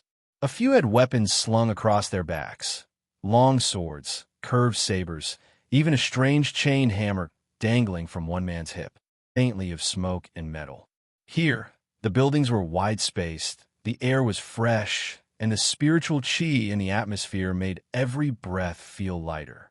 It's kind of pretty. Hal smiled. Of course, everything looked good. That is, so long as he didn't turn around and glance at the narrow, dark alley they just stepped out from. As he walked forward, a few passers-by glanced his way. One or two even paused mid-step, spiritual sense brushing against him like invisible fingers testing his presence. Hal blinked. Was he standing out that badly? Was it because he was just staring around like some country bumpkin who'd never seen a city before? His eyes drifted down to his clothes. He was still wearing the full uniform of the dimensional convenience store. Shit, Hal muttered internally, dragging a hand across his face. I messed up, didn't I? I should have asked little Cece or even Tion Lu to help me pick out something to wear before stepping out. Something less obvious. Something that didn't scream, I'm not from this continent, and possibly not even from this timeline. Well, too late now. No point in stressing over it. I'm already out here. We should get going, Kirome. We'll get clothes first. With that, Hao shuffled slightly to the side, lowering his presence as much as he could. Kirome followed behind quietly. Little Sneak, who quickly understood the situation, peeked over Kirome's shoulder. You really should have changed. His mouth lifted in smug satisfaction. What a mistake. Absolutely deserved. Dumb human. But, yeah, Little Sneak didn't dare say any of it aloud. He still wanted to experience family dinners, warm sun naps, and maybe find a mate before his life was tragically cut short by Big Sister Kirome's claws. They walked for a few minutes. Hao's steps were hurried, but his eyes carefully scanned the shops on either side. Then, finally he spotted one.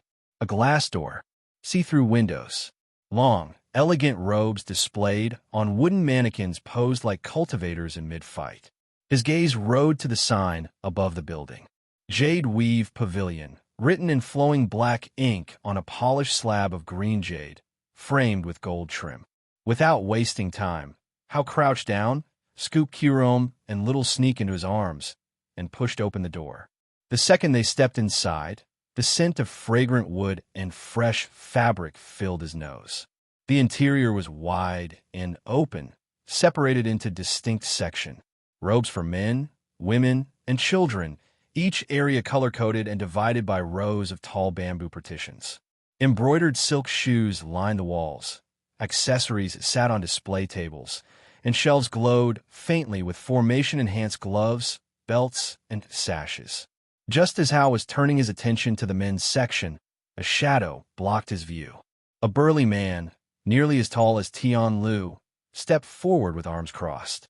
He had a serious face, thick brows, and wore a jade green robe. Welcome to Jade Weave Pavilion. This must be the store's guard, Hao thought, instinctively straightening his back a little. The man gave a respectful nod. I am Huaming, the floor attendant today.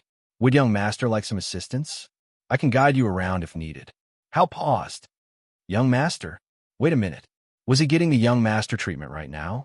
The one where the next step was usually slapping someone with a fan and screaming, Do you know who I am? Back on Earth, he never liked being bothered by salespeople while shopping. But that was Earth. And if this saved him time, maybe it wasn't such a bad idea. Greetings. It came out a little too smoothly. Hao just copied what his own customers always said when they walked into the store. I'm looking for plain robes. Normal-looking ones. Can you show me where those are? Huaming nodded politely and gestured with one arm. This way, young master. Within moments, they stopped near a neatly arranged display of robes. Hao's gaze landed on one simple black robe with dark gray, cloud-like patterns trailing along the edges. It didn't stand out much, but something about it felt pleasing to the eye. He reached out, letting his fingers brush the fabric. How much for one of these? Huaming responded immediately. That design is 20 silver coins each, young master. Though it appears simple, it is crafted from midnight silk, a material known for being light, breathable, and strong. It will not tear easily even under light strain, and is especially comfortable during travel or light combat. It does not offer protection against attacks, but it is popular among traveling cultivators who value practicality. Hao gave a small hum of approval and touched the fabric again. It felt smooth, sturdy, and surprisingly cool against his fingertips. A good balance of comfort and durability. I'll take a few, he said casually. 3 black, 3 white, and 1 red. Huaming blinked. The same pattern? Yeah. Hao gave a nod. Just different colors. I like to keep it simple. Understood. Please allow me to help you find the right size. It didn't take long. After trying on 2 robes, Hao found one that fit just right. He stepped out of the fitting area, tugging slightly at the sleeve. This one, very well. I will have the others prepared in the same size. Huaming gave a short bow and turned briskly to handle the task. A few minutes passed. Hao sat on a nearby bench with Kirome curled beside him and Little Sneak peeking from his sleeve. Once the robes were neatly folded and stacked in a paper-wrapped bundle, Huaming returned. That will be 140 silver coins in total, young master. Hao reached into his pocket. Rather than coins, he casually handed over a single crystal. Huaming's brows lifted ever so slightly. For a second, he stared. Crystal, he repeated, almost cautiously. Are you certain you wish to pay with this, young master? Hao gave a brief nod, as if using crystal as payment was completely normal. Well, it was normal, at least in the dimensional convenience store. But in a regular pavilion like this, crystals were hardly ever used, unless the robes offered some kind of defensive formation or special enhancement. The kind with spiritual thread woven in or reinforced by beast hide, things meant for battle or important ceremonies. Otherwise, coins were the standard. After all, crystals were a direct resource used in cultivation, a pure, condensed form of spiritual qi.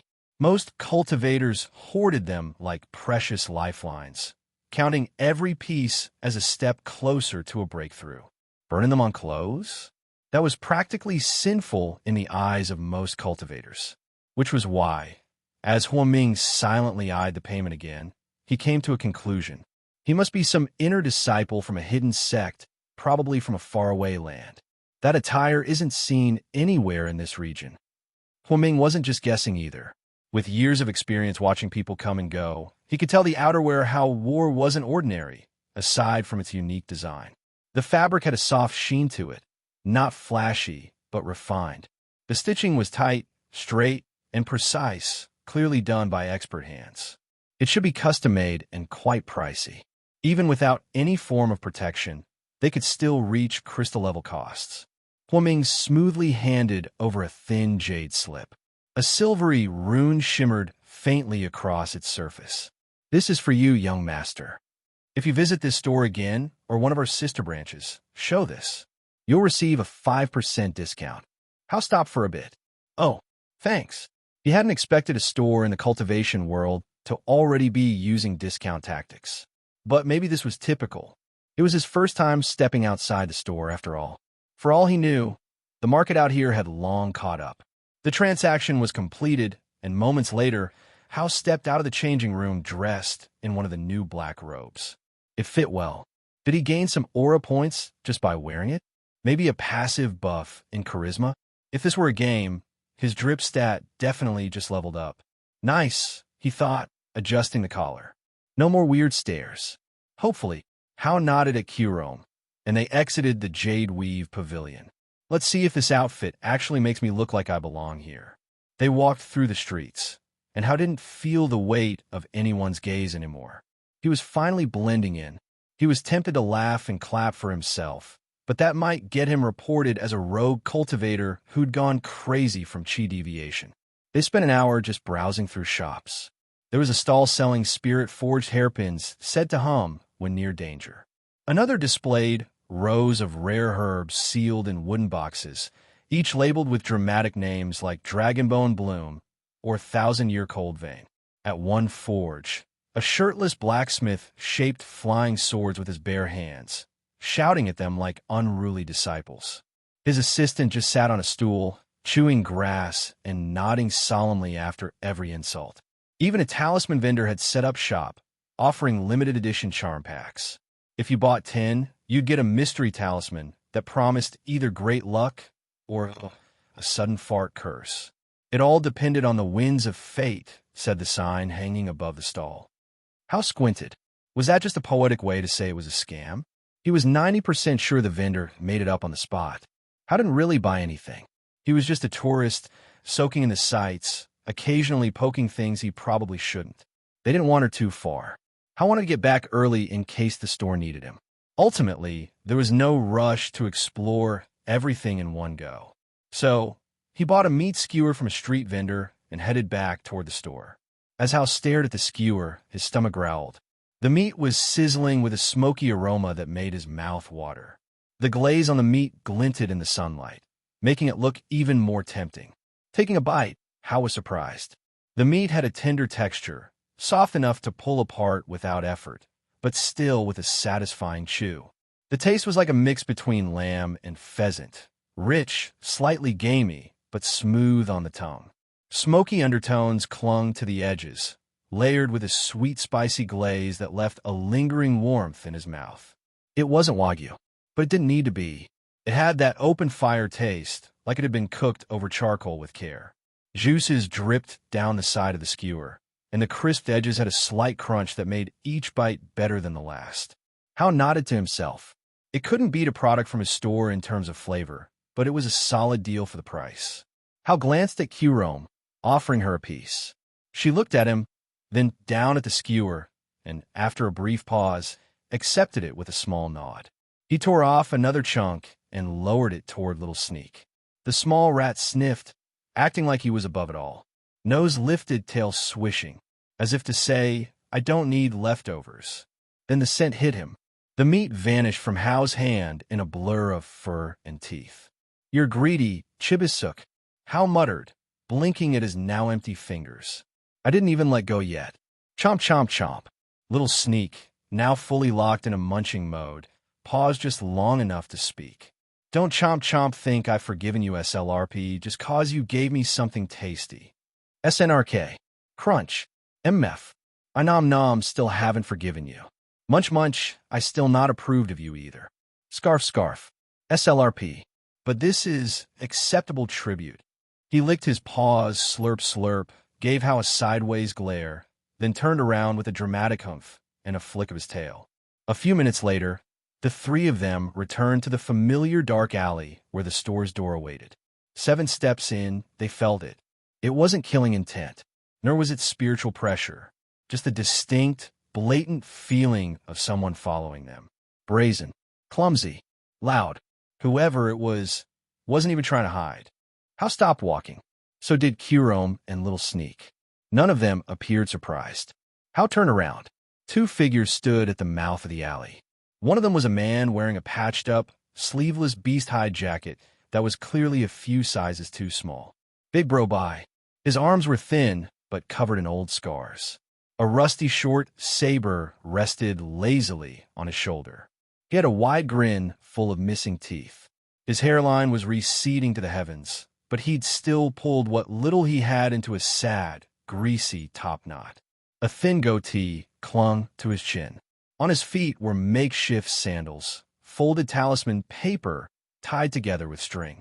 The man beside him wore loose linen pants and a giant robe that dragged along the ground. Skinny Lou.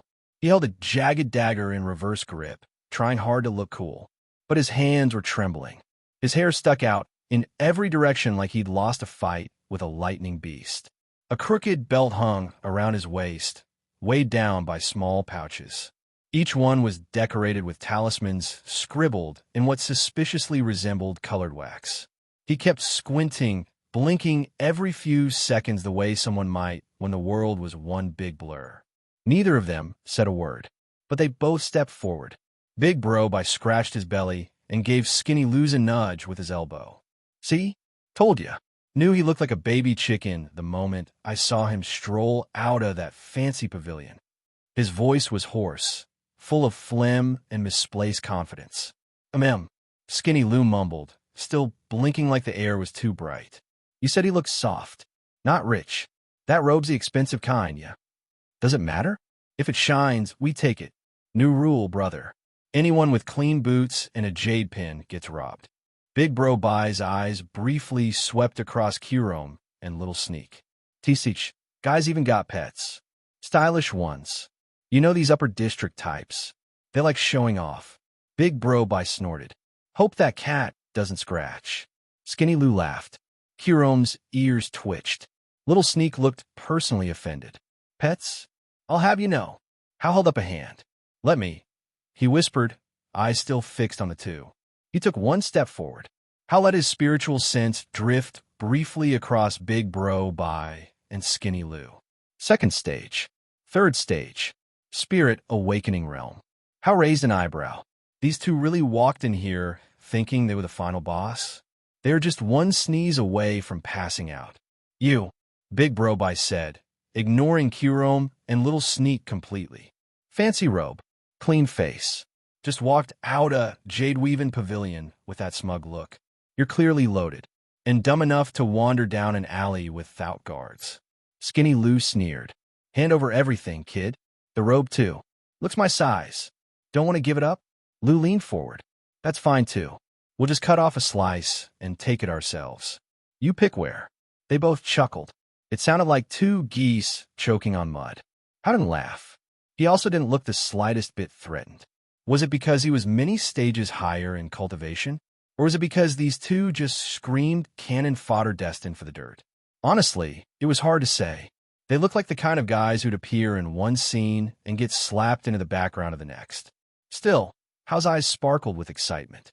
Finally, these two were his lucky charm for the day. He had been itching to test out his new martial techniques in real combat. Until now, the only person he'd fought with was Tian Lu. In sparring with Tian, Lu felt similar to trying to box a ghost that knew 500 ways to break your bones. But these two? Perfect. Absolutely perfect. A can of cola appeared in Hao's hand, and without hesitation, he cracked it open and drank it all in one go. The can vanished just as quickly as it had appeared. It wasn't from a storage ring. Hao didn't have one of those.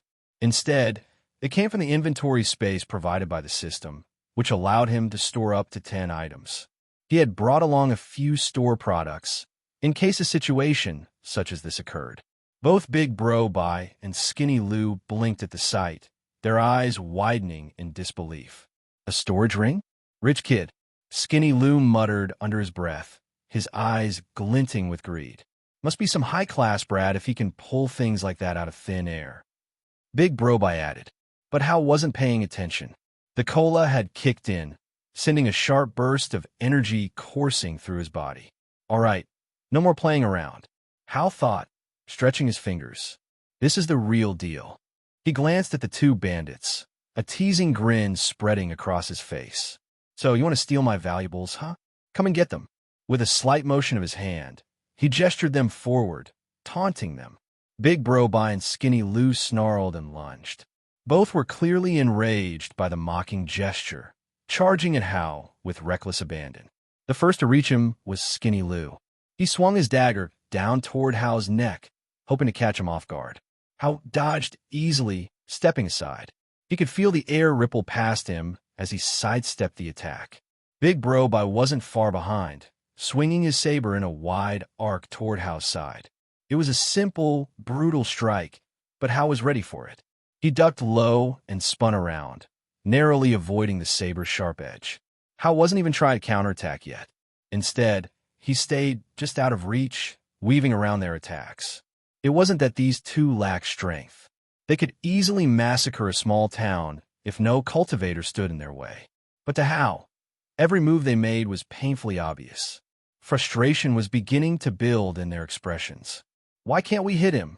Skinny Lou hissed as he swung his dagger again, but Hao once more danced out of the way. Hao shook his head internally. Didn't think I'd be doing this either, but this is fun. He had downed the cola earlier just to be cautious. Not because he was scared of them, but because taking things lightly in a world of cultivators was a good way to die early. But now, it couldn't be more apparent. Big Bro Bai and Skinny Lou were growing desperate now, slashing and hacking with more fury, but it was all in vain. Hao wasn't even breaking a sweat.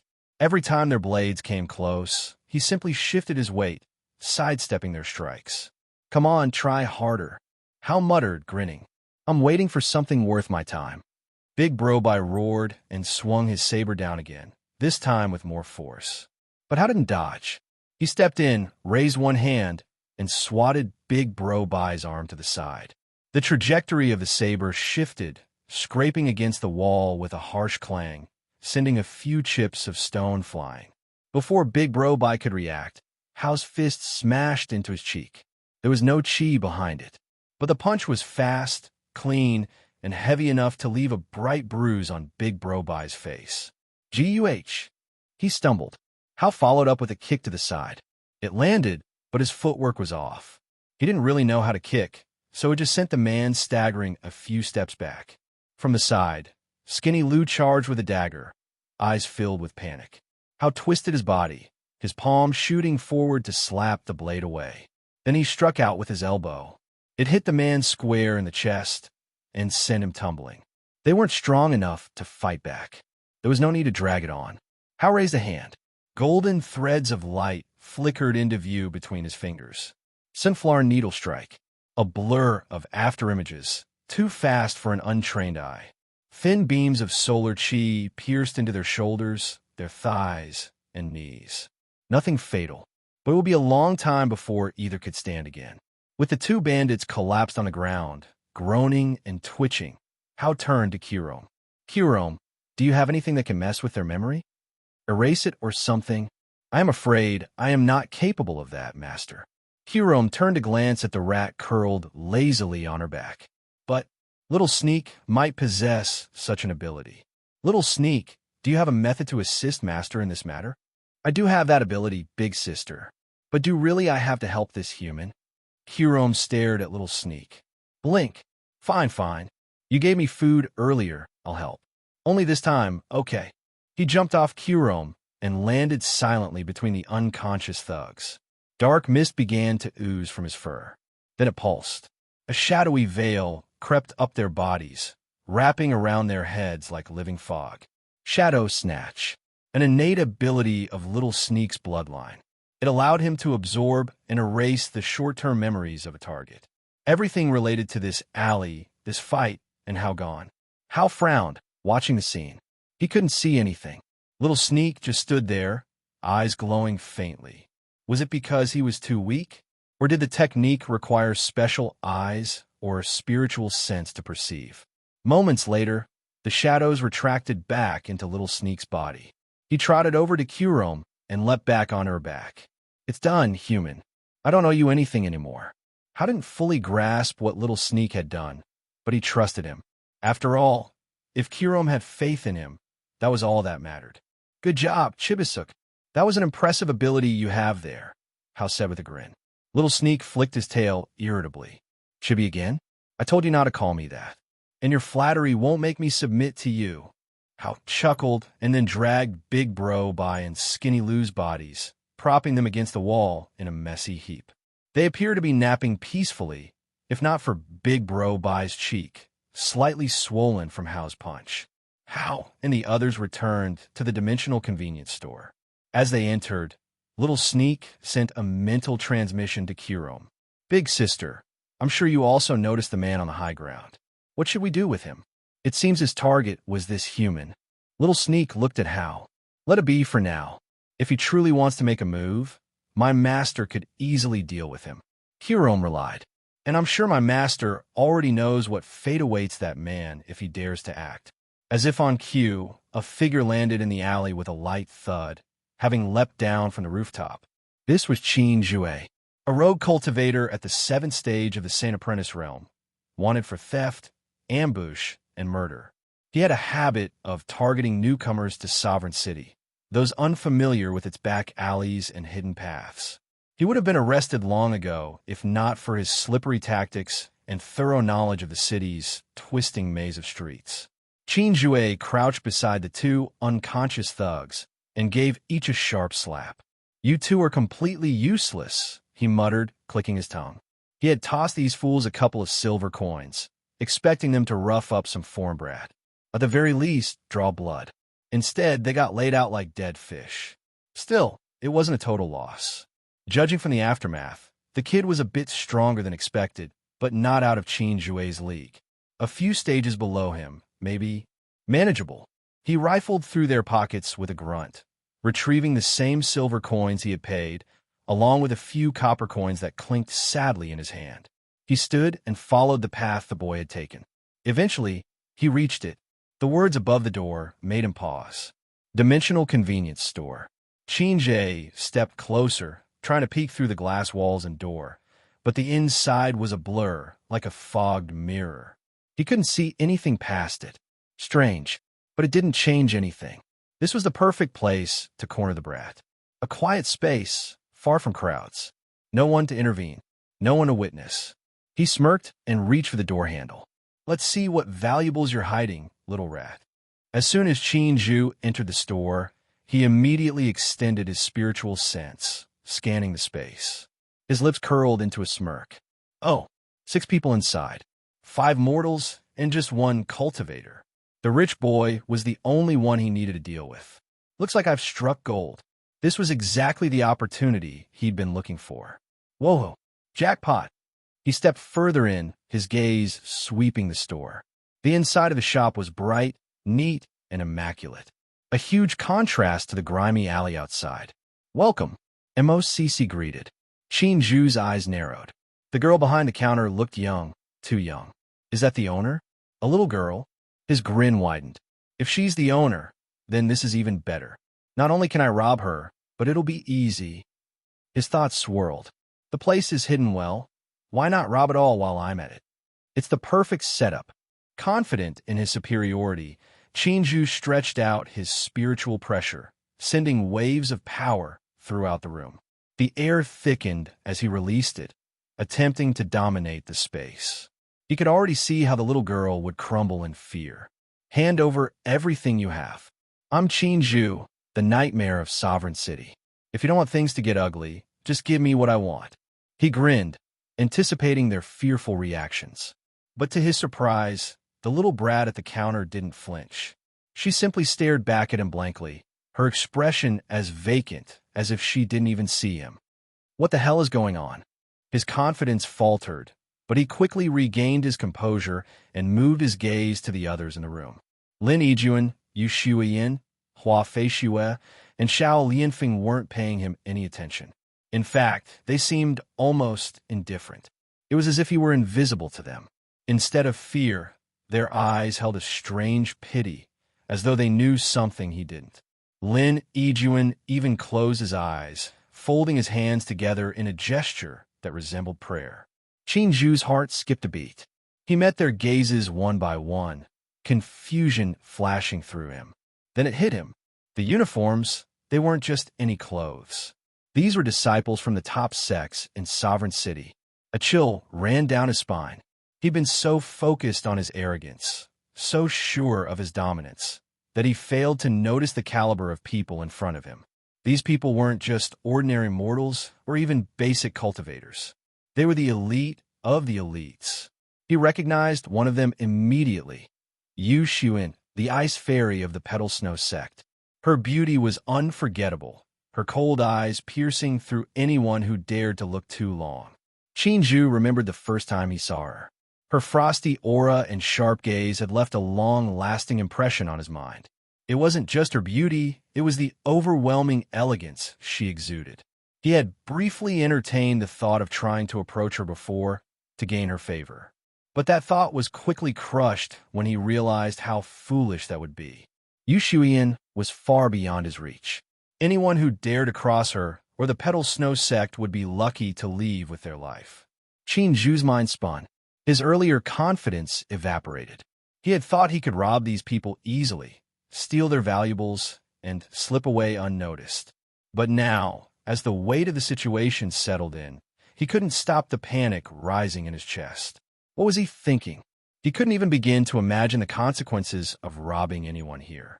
If he made a move, he would be crushed before he could even blink. His heart pounded. What should he do? Maybe he could just kneel, beg for forgiveness? He nearly shook his head at the absurdity of it. How could he, Chinju, the nightmare of Sovereign City, kneel before anyone? But the thought kept tugging at him. What if it was the only way to escape? Maybe I could fake a collapse? Pretend to beg? No, that was pathetic. But what other choice did he have? I can't even escape.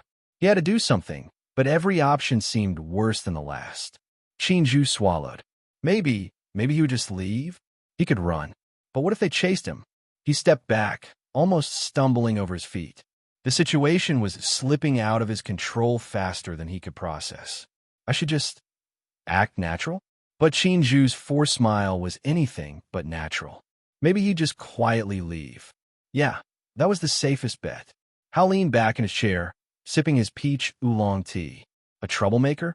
He raised a brow. What's with today? 2 guys already tried to rob me just a while ago. And now another one appears? He sighed. Did a nest of idiots just hatch nearby? System, I can deal with this guy, right? Yes, host. Malicious intent confirmed. You may handle him as you see fit. Hal smiled. He turned to MOCC behind the counter. Snap. Hal flicked his finger. A crisp sound echoed through the room. Little CC, hand him over here. Chinju flinched. His eyes darted to the door. Then he bolted, or tried to. Before he could even reach the exit, his body jerked mid-run. His feet left the floor. Something had gripped him by the back of his collar. He dangled in the air like a rag doll. What the F? He twisted around. Behind him stood the little girl from earlier, still wearing that same stare. You little. He gathered all the chi in his body. Gusting wind blade. A sharp gust burst from his hand, slicing the air in front of him. But before it could fully form, a palm tapped his back. Soft, small. MOCC's hand. Ashen petrifaction seal. Qinju froze. His spiritual chi vanished. He tried to move. He couldn't. His arms felt heavy. His legs numb. He glanced down. Qinju's skin was turning dull gray. Rough. Hard. Like stone. What are you doing to me? Let me go, you demonic brat. This isn't over. Help. Someone. Qinju's voice cracked as panic took over. He kicked helplessly in the air. The others simply looked at Qinju, while Hua Feishue looked downright thrilled. Hua Feishue was already imagining what coffin size would fit Qinju. Qinju's eyes bulged. No. I take it back. I wasn't going to rob anyone. I swear I'm a good person. Don't turn me into a rock. MOCC tilted her head slightly, then stopped screaming. You're noisy. Qinju could only wail. He kept flailing his head, the only part he could still move. His voice grew higher with every plea. I'm sorry. I was just testing my luck. Brother, sir, senior, big sister, ancestor, I didn't mean it. I'll go back to farming. I'll raise chickens. W8. I'm serious. I'll leave. I'll never come back. MOCC only sighed and adjusted her grip. Qinju's body stiffened even more, his limbs refusing to listen to him. Now he wasn't just dangling. He was practically a stone statue being carried across the room. This is illegal. You can't just paralyze people. MOCC ignored him, her small steps light as she carried him toward Hao's direction. Qinju's panic spiked when he saw Hao sitting calmly with the others, completely unfazed by his earlier outburst. Boss, I was wrong. Qinju cried. It was all a misunderstanding. I thought this was, a dining pavilion. I just wanted a meal. He desperately tried to wriggle, but his body wouldn't budge. MOCC stopped in front of Hao's table and unceremoniously dropped Qinju onto the floor. Thud! Qinju stared up helplessly, his face pale. Hao looked down at him with a casual smile. So, what's your name, little troublemaker? Qinju quickly bowed his head. Qinju, boss. Qinju. He was shaking. I swear I'm just a small character. Just a poor, miserable soul trying to make it in this cruel world. Small character, huh? Hao leaned forward slightly, resting his chin on his hand. So, Qinju, are you working alone? Or maybe you're related to the two thugs I met outside earlier? Qinju's heart almost stopped. He opened his mouth, but no words came out. He had hired Big Bro Bai and Skinny Lou to mess with Hao, but saying it out loud was basically admitting he had plotted against him. If he confessed, he was dead. If he lied and got caught, he would be even more dead. Either way, he could already see his miserable ending if Hao handed him over to the sovereign city officials. Tortured until his mind broke, sold off as a spirit slave, or simply executed quietly and left to rot. Qinju's eyes darted around wildly, searching for an escape that didn't exist. No, boss. I swear it's not what you think, he blurted. I just happened to pass by. Coincidence. Total coincidence. MOCC let out a tiny snort. Even Xiao Lianfeng, normally stoic, coughed into his hand to hide a chuckle. Hao's smile didn't change, but somehow it became even more terrifying. Coincidence, huh? He reached down and flicked Qinju's forehead with a snap. Qinju yelped like a kick dog. I am serious, boss. I'll change. I'll live honestly. Just don't turn me in, please. I beg you. He even tried to bow, but with his stiff, half-paralyzed body, it looked more like a worm wiggling on the ground. Hao sat back, watching the pitiful display. Well, at least you're good at begging. Qinju had no pride left, at least on the surface. Inside, his heart was boiling with hate. If he survived today, he swore he would crawl back, bite down on his shame, and one day tear this entire store and everyone in it apart. Even if he had to bow to every dog on the street and call it ancestor just to stay alive for now, he would endure. He swore it. He would find a way to pay them back. That smug rich boy sitting there, he would rip him apart piece by piece. That little demonic brat who dared to kick him? He would make sure she regretted ever laying a finger on him. Chinju's thoughts twisted darker by the second. For now, he could only bear it. I can pay, boss. I'll transfer you everything. Every single crystal, every treasure, everything I've collected. I even have some rare alchemy ingredients. I swear they're priceless. How, however, didn't even blink. He simply stared at Chinju as if he were a loud fly buzzing in the room. No interest, no pity, not even boredom. It was the same look someone would give a dried poop stuck to their shoe. Chinju's heart squeezed in terror. Why wasn't it working? He was practically throwing away his entire fortune here. How tapped his chin? Are you sent by Gong Shaoyin or Gong Juyin? Chinju blinked, stunned for a moment. What Gong what now? How narrowed his eyes slightly, watching Chinju's reaction. It was a possibility, after all, if those father and son idiots couldn't mess with him directly. Sending some third-rate thug to stir up trouble was exactly the kind of cliché move they would pull. He had read enough web novels back on Earth to know how this plot worked. If a young master couldn't beat the protagonist, they would either send random assassins, poison the protagonist's drink, or pay thugs to act tough and get slaughtered. Classic, textbook villain behavior. Honestly, How would be more surprised if they didn't try something so cheap? Chinju gulped. He knew exactly who Gong Jian was, the vice master of Azure Mist Dining Pavilion, a man rumored to have deep ties to the royal family of Yunlan. Did that terrifying figure clash with this little store too? Chinju's scalp went numb. He should really not have involved himself with this place. Absolutely not. The next second, he shook his head so fast it almost snapped off his neck. No, boss. I swear, I wasn't sent by anyone. I came here on my own. He didn't seem like Chinju was lying. But why did this fool's voice shake so much the moment he mentioned the names Gong Shaoyin and Gong Jian? Was there something about those two that even a snake like Chinju was terrified of? Hao considered it for a second, but then tossed the thought aside. Overthinking was a disease. He wasn't about to let himself die from mental exhaustion before he even reached the Saint Realm. Besides, whether Chinju was lying or not didn't matter much to him. In the end, trash was still trash. He wasn't impressed at all by Chinju's so-called mastermind plan, hiring a few street thugs first to test the waters, then personally trying to steal when that didn't work. Turning slightly, Hao raised a hand and called out calmly, "Ijuan, can you deal with this man for me? Hand him over to your sect, or the city officials, or whatever." Lin Ijuan opened his mouth, ready to respond. But before a single word escaped, Xiao Yinfeng had already stepped forward with a sharp nod. "You can consider it done, senior." Xiao Yinfeng's expression was bright, almost too eager. "I'll personally bring him in." Xiao Yinfeng looked downright happy, as if Hao had given him a reward instead of an errand. Lin Ijuan laughed quietly, shaking his head at his sworn brother's enthusiasm. As expected of Xiao Yinfeng, he was the type to burn with righteous fire. Protect the good, punish the wicked. That was how Xiao Yinfeng had always been. Even if it was some petty thief or minor rogue cultivator, once they crossed a line, he would never hesitate to drag them in by the hair.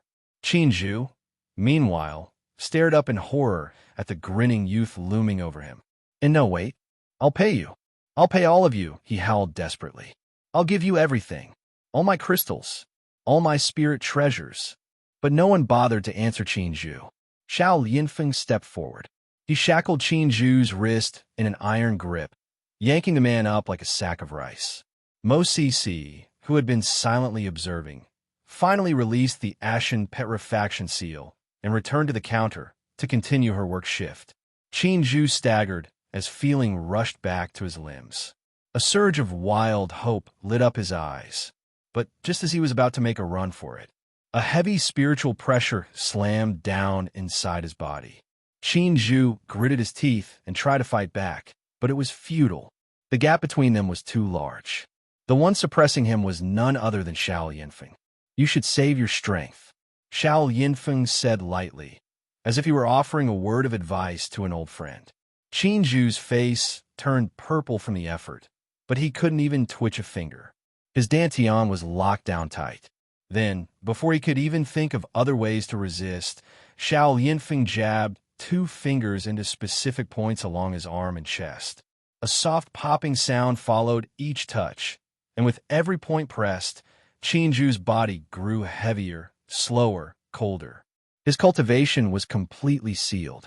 He slumped to the floor like a broken puppet, unable to even channel a wisp of qi. From the natural ease with which Xiao Lianfeng moved, it was clear he had done this countless times before, probably to people even worse than Qinju. Xiao Yinfeng turned back to Hao with a wide, carefree grin. "Thank you, Senior," he said warmly, bowing slightly. "This will help Sovereign City stay cleaner." Hao smiled faintly and gave a small nod. He hadn't even done anything major, yet somehow he had still helped make the city a little safer. That didn't feel bad at all. Qinju, meanwhile, let out a low, broken whimper on the ground. The sight didn't earn him a shred of pity. The convenience store had its rules. Sovereign City had its rules. And now, so did Qinju. Xiao Yinfeng hauled him up by the collar and tossed him over his shoulder. "Don't worry, Senior," he said cheerfully. "I'll make sure he finds an honest way to contribute to society from now on. The labor camps always need more hands." Hao blinked. Labor camps. Xiao Yinfeng winked. Hard work builds character. The words hadn't even formed on Hao's tongue, but Xiao Yinfeng had already disappeared through the store door, whistling a merry tune.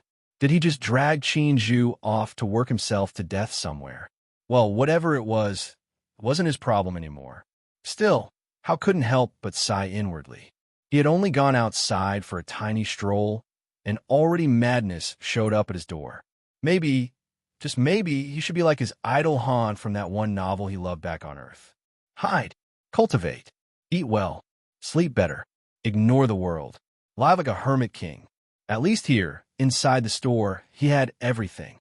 A steady flow of crystals, techniques handpicked by the system, practically the best the universe had to offer, endless supplies of delicious food and drinks, and most importantly, nobody trying to stab him in the alley or turn him into a meat puppet. Honestly, why would he even think about going outside again? Sure, the world outside was big and exciting, but it could stay exciting without him. What if he ran into some monster-level enemy next time? What if it was someone so ridiculously strong that even Qirom or Tian Lu couldn't handle them? No thanks. Maybe, after he became a true powerhouse, someone who could sneeze and destroy mountains without blinking, he'd consider stepping out again. Maybe. Probably. Days passed peacefully within the store. A steady flow of usual customers. No random thugs or shady cultivators trying to ruin his day. The routine was calming.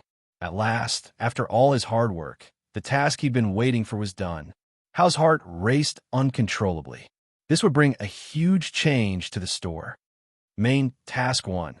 Accumulate 1,000 crystals through product sales. Progress. 0/1000, 1007/1000. Reward. Store upgrade unlocked. A new door will be established randomly somewhere on the Azure Sky continent. Could lead to a city, a cave, or someone's backyard vegetable patch. The system takes no responsibility. Your luck, your problem. Status completed. Claim your reward now. There it was.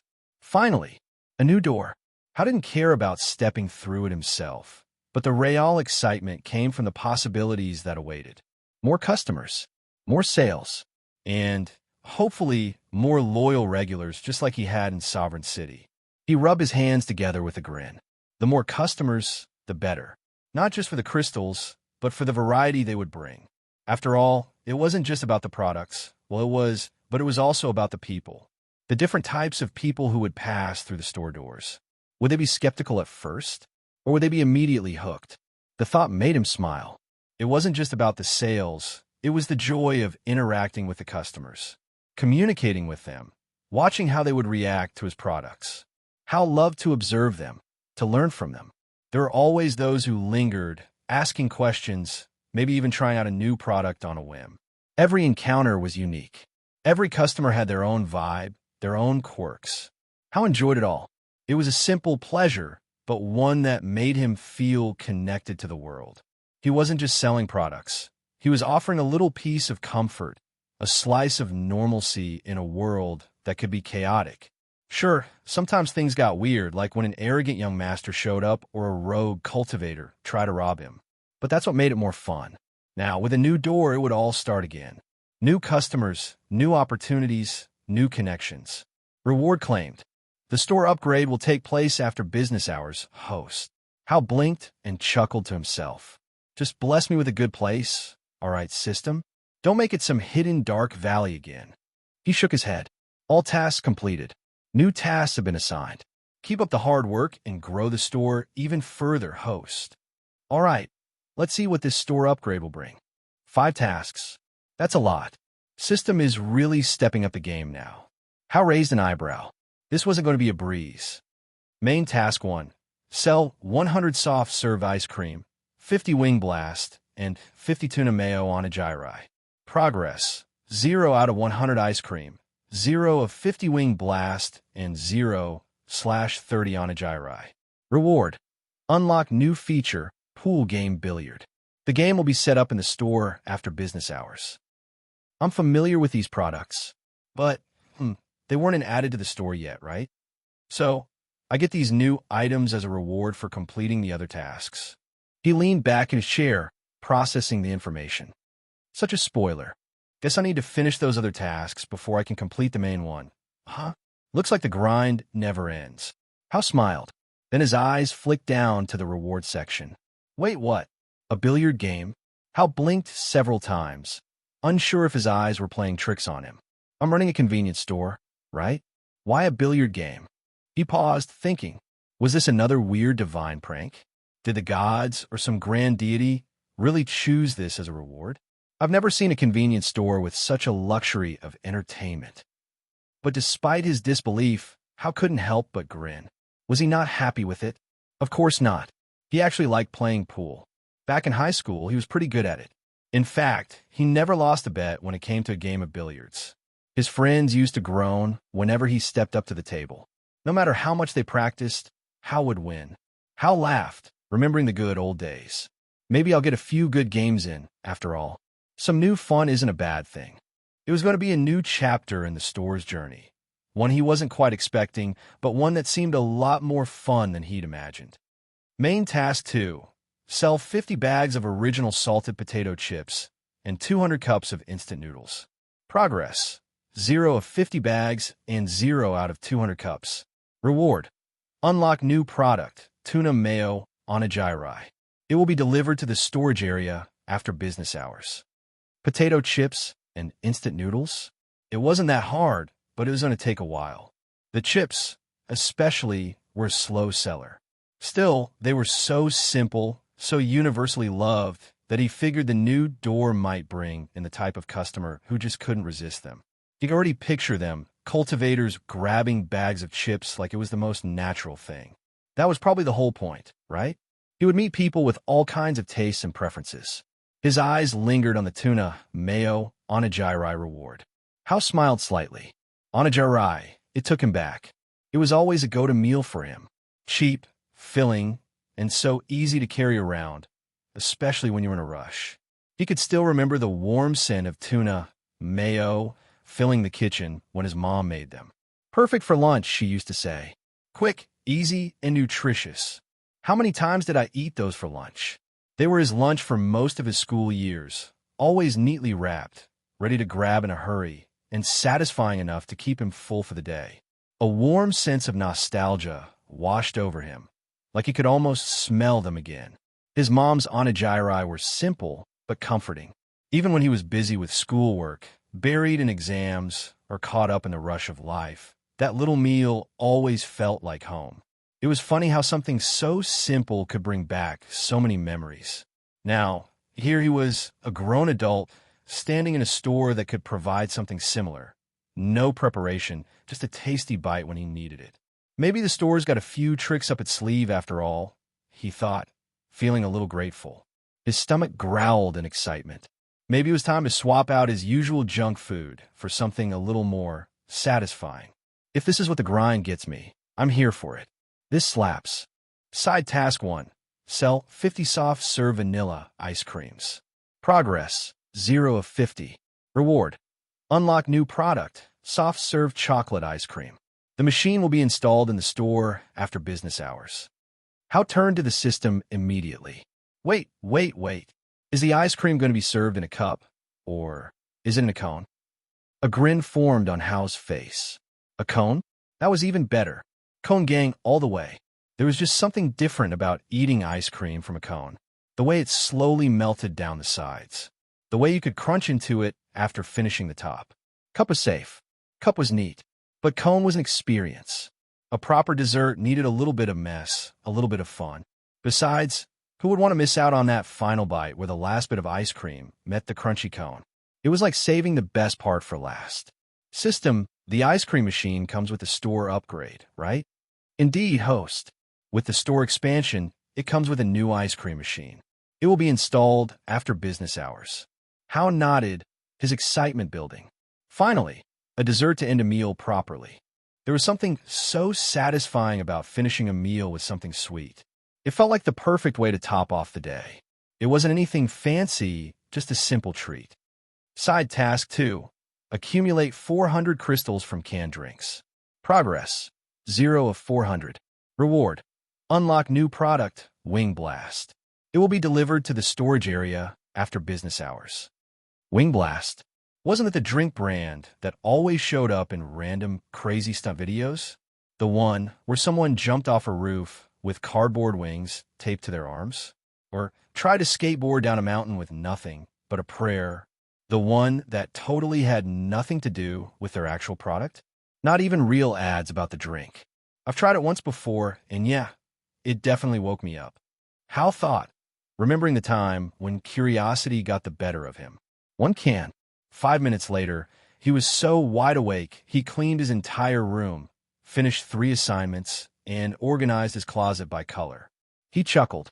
It was powerful. Too powerful, maybe. He was wired like a spirit beast on a rampage. The store's version would probably have even stronger effects, too. After all, everything here was touched by the system's magic. Maybe it could really give wings this time. I wonder what effect it'll have here. Side task 3. Hire your second store crew. You weren't planning to overwork most CC, right? 0 of 1. Requirement. The employee must be at least Saint Realm or higher. The system will automatically detect individuals within the vicinity who meet the requirements. Reward. Unlock employees' earbuds. It will be delivered to the storage area after business hours. This was what he had been begging for before, right? He coughed into his hand, hiding his Roblox, a face grin. System, you're finally listening to me. I knew you had a kind heart somewhere. It was about time. Hiring a second crew member meant he could finally slack off a little without feeling guilty. Of course, he would still watch the store closely. Even if someone else was manning the counter, he was still the storekeeper here. His eyes then fell on the reward. Employees' earbuds? He tilted his head. Earbuds. Where are they even going to connect to? Bluetooth? Wi-Fi? This wasn't Earth. There were no satellites flying around, right? Or does it come with songs already downloaded? A random scene popped into Hao's mind. Tian Lu, fists flying, training with him seriously, while nodding his head to a heavy funk beat blasting through his earbuds. Would that make him faster? The image was so ridiculous Hao nearly laughed out loud. Before he could spiral further, the system's voice rang. It does not come with songs, host. Its main purpose is for communication. Even if the area blocks spiritual sense, chi, or any technique, it will still allow instant talk, even across different continents. The system sounded a little smug, like it was showing off. Basically, it's just an upgraded walkie-talkie. I'm just saying, system, if you added some music, it would have been way cooler. No reply. As expected. You should consider it, system, he shrugged. Tomorrow is going to be a big day anyway. The next morning, Hao woke up earlier than usual. The sky outside was still dark, the faint stars barely hanging over Sovereign City. The whole store was silent. MOCC, Tian Lu, Qrome, and the 2 kittens were all still asleep. He stretched a little, feeling the chilly air bite at his skin. He made his way down from the 3rd floor. But as soon as he reached the 2nd floor, he froze. Damn. The 2nd floor was completely different. The 2nd floor was already large before. but now it felt even bigger. The changes were impossible to miss. There were now 4 brand new bedrooms, and 4 new bathrooms to match. Added to the original 3 bedrooms and 3 bathrooms, there were 7 in total now. The shared kitchen still looked the same, though. But the lounge? The lounge had doubled in size. Instead of one lonely sofa, now there were 2. The walls looked like they were pushed farther back. Guess the store knows how to spoil its people. Hal paused. He realized something. The store was really growing. Back then, it was just him. One guy behind the counter waiting. Now, there were people. Companions. A real crew. The store wasn't just a store anymore. It was not some grand sect, but it was becoming a real home. He scratched his head. Look at me, getting all sentimental. But deep down, he was proud. He wasn't alone anymore. He walked further down, reaching the first floor. The storage area remained unchanged, open and wide. The newly delivered goods barely made a dent in the available space. It still felt more like a giant warehouse than a cramped backroom. But he was not here for that. His true excitement was for the storefront. He pushed open the door, connecting the storage to the front counter. And it did not disappoint him. The changes hit him right away. The storefront was completely different. It had expanded more than twice its old size. Not quite 3 times bigger, but definitely more than double. The shelves holding the products were longer now, stretching neatly across the walls. Even more empty shelves had been installed, waiting to be filled. It made the place look like a real store now, not just a cozy corner shop. Damn, when did we get this legit? The old table and chairs that used to sit along the wall and window had changed too. The wall itself had been stretched out, making the whole area longer and wider. Oh, this really isn't the small store I started with anymore. It had never been tiny before, but compared now, it really felt like a whole new world. The original corner seating was still there, but now extra chairs had been added neatly along the wall. It could now fit more customers who preferred sitting alone or in pairs. Solo Squad gonna love this. The changes became even more obvious near the sitting corner.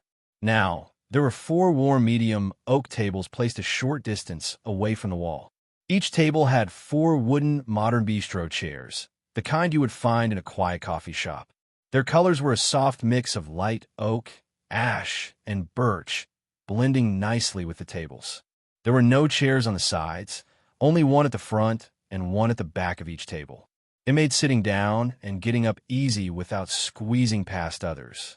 Near the wall, a small stack of extra chairs had been prepared too.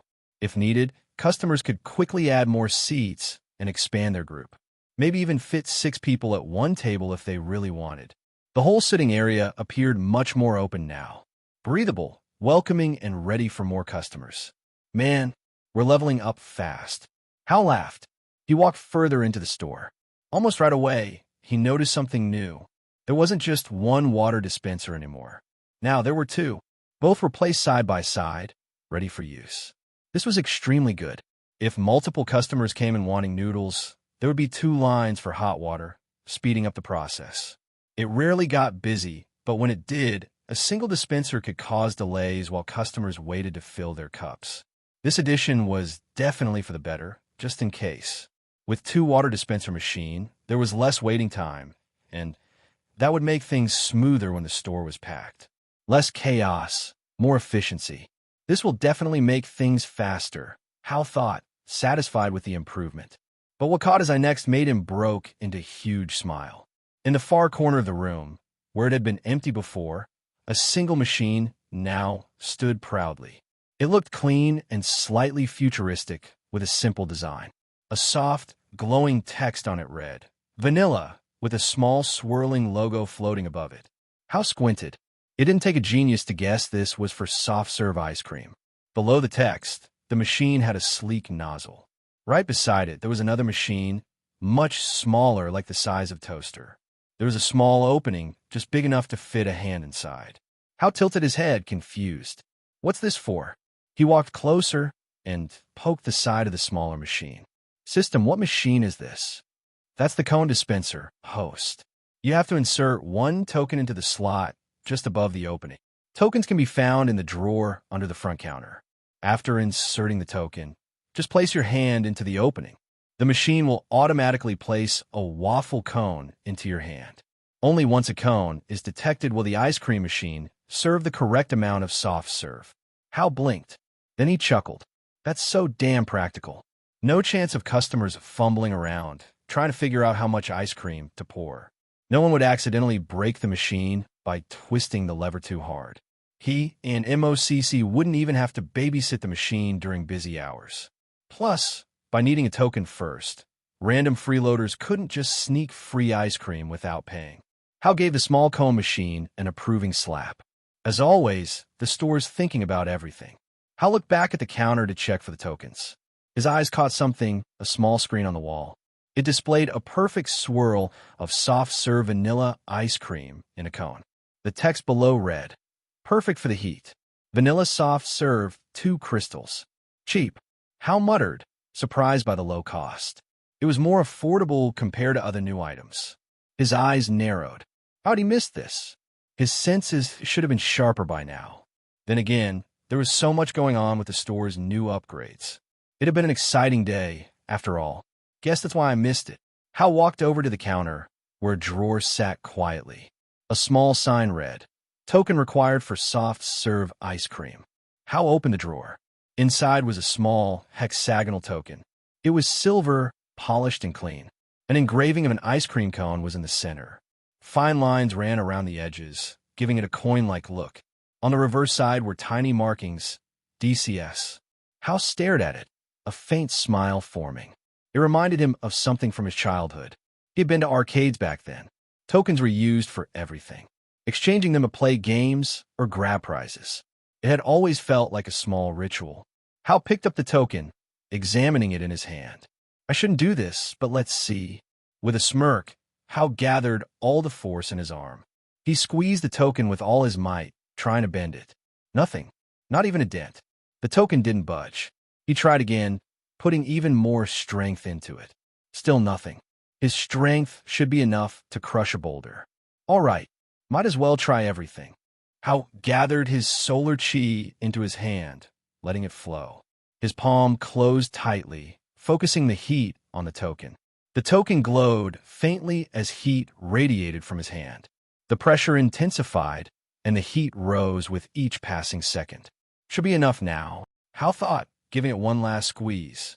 But when he opened his palm, the token remained the same. No change, no cracking, nothing. Hal just smiled and shook his head. He didn't push all his solar chi into it, knowing that it would be futile. It was more out of curiosity than anything.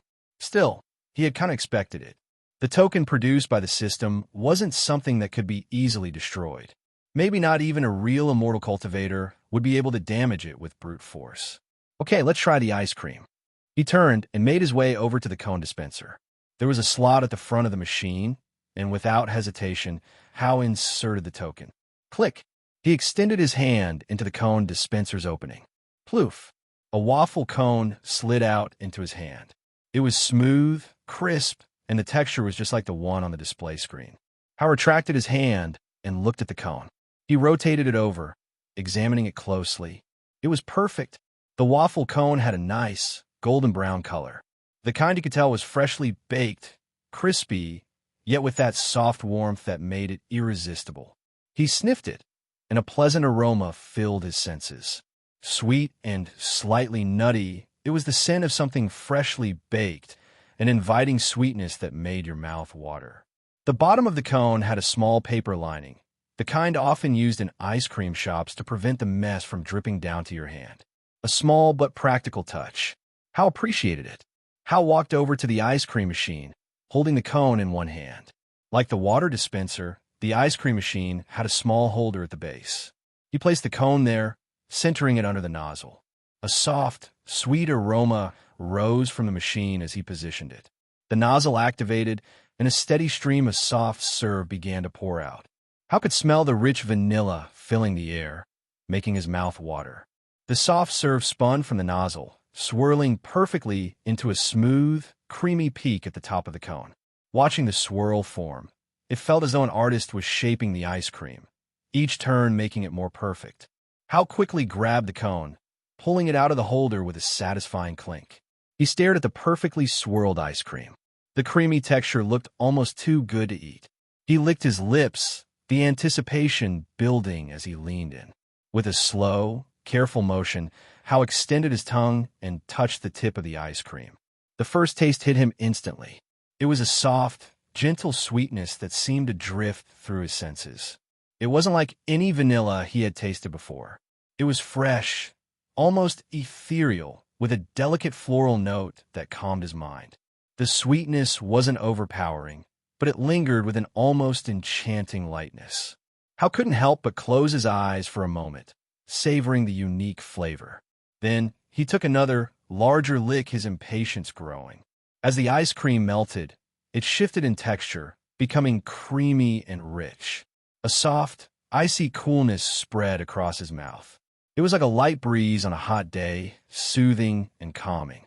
He let out a small, satisfied hum, feeling the coldness settle deep into his senses. Hal couldn't resist, eager to take a bigger taste. The moment the ice cream melted away, a crystalline sweetness lingered in his mouth. It wasn't heavy, but the purity of the flavor left behind a clean, crisp finish. There was no heaviness to it, just a soft, lingering note that made him want to keep tasting. Hal grinned, clearly enjoying himself a bit too much. He licked his lips again, then took another big bite. This time he didn't hold back. The coldness hit him in waves, and before he knew it, he had a brain freeze. His face immediately contorted, and he held his head, groaning quietly. "Ugh, guess I got carried away," he muttered, shaking his head as the freezing sensation subsided. He tried to laugh it off, but the ice cream was just too irresistible. Hal took a few more careful licks, now fully absorbed in the delightful sensation of the ice cream. He moved on to the cone. He brought the waffle cone to his mouth and took a bite, savoring the slightly nutty, toasted flavor. The crunch was perfect, crisp, and satisfying, just the way it should be. The slight sweetness from the cone complemented the creamy vanilla ice cream perfectly, making each bite even more enjoyable. Hal couldn't help but smile, his enjoyment obvious. But as he got closer to the end of the ice cream, a little voice in his head reminded him of something. He quickly checked the ice cream, making sure it wouldn't fall from the cone. He held the cone carefully, almost as if he were a kid again, not wanting to let any of the ice cream slip off. With a slight frown, he noticed a little bit of ice cream was still hanging on. Hal quickly brought the cone up, licking it off before it could make a mess. He let out a small laugh at his own actions. It felt so natural to be careful about it, like he was trying to avoid a tragedy. "I'm still not over that fear of ice cream melting everywhere," he thought, glancing at the small flattened top of the ice cream. With the top now perfectly smooth, he shifted his focus to the crunchy, sweet waffle cone, feeling the crispness with each bite. Crunch, crunch, crunch. The sweetness of the vanilla ice cream and the lightness of the cone melded together in a way that made each bite more enjoyable. As Hal neared the bottom of the cone, he tore the bottom wrapper off, discarding it to the side. The last remnants of the ice cream clung to the very tip of the cone, stubbornly refusing to let go. He tossed the last bite of cone into the air. It spun once, twice, then landed cleanly into his mouth. Crunch. Ah, that was good. Hal grinned. Little Cece would love this for sure. He wiped his hands, looking around at the store's new additions. The upgrades really had transformed the place. But suddenly he froze. The new door. What about the new door system? Has it already connected to another place? Not yet, host. You haven't initiated the connection, but you can do so now. Hal slapped his forehead. I forgot. My bad. This store upgrade's so amazing. It kind of stuffed everything into my head, and I ended up forgetting about the door entirely. He sighed, feeling a little sheepish. Classic me. A floating screen appeared in front of Hal. Establish a new random door on the Azure Sky continent. Cultivation world, yes or no? All right, universe, let's do this. Hal said, looking up at the ceiling like he was praying to a higher being. Please don't give me something weird. No haunted forests or cursed ruins, please. Give me something nice, yeah? With a dramatic gesture, Hal tapped yes. The words on the screen began to blur and jumbled together in a chaotic swirl. He watched, wide-eyed, as the words flickered rapidly. His hand hovered over the screen as he hoped for the best. Finally, the words slowed and formed a coherent sentence. Scorching Soul City of the Molten Ashlands. Scorching? Molten Ashlands? Congratulations on unlocking your second door, host. Keep up the hard work, and the Dimensional Convenience Store will reach even more places. Another city again? Hal blinked. This is some good luck. As long as the door's not connected to another hidden alley, we're golden. He rubbed his chin, mind already racing. Scorching Soul City, sounds like a desert. Or maybe a region full of volcanoes. Molten Ashlands wasn't exactly a name that screamed lakes and flowers. It had to be hot, dry, maybe even dangerous. I just hope it's not some ruined old place with no one living there.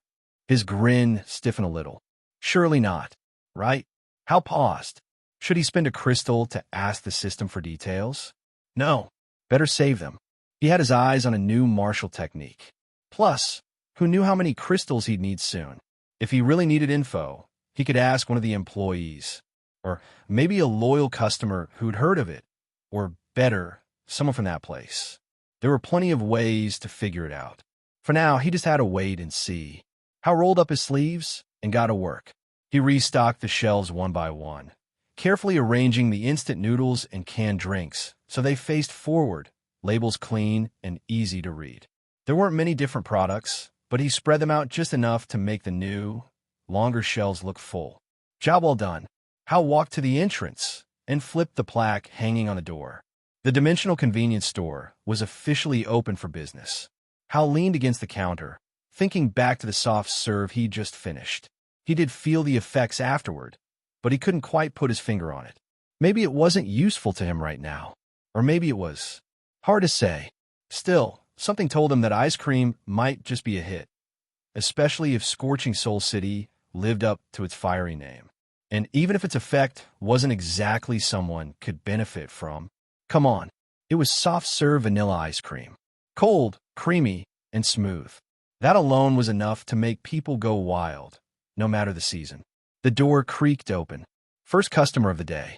The very first one since the store's expansion. Was it Lin Yijun again? Or the two jade beauties from Snow Petal Sect? Hal turned around, a casual expression on his face. But the person who stepped in wasn't anyone he knew. It was the first time he had seen this man. Judging from the man's clothes, or lack of them, he didn't seem to be from Sovereign City. There was a high chance he came from the new door. Extremely high. The man stood tall and thick-built like a walking mountain. His skin was sunburnt bronze, scarred and rough, as if the wind and fire had carved him over decades. Muscles jutted like uneven stone bricks. Not for show. Built by raw force and life-or-death fights.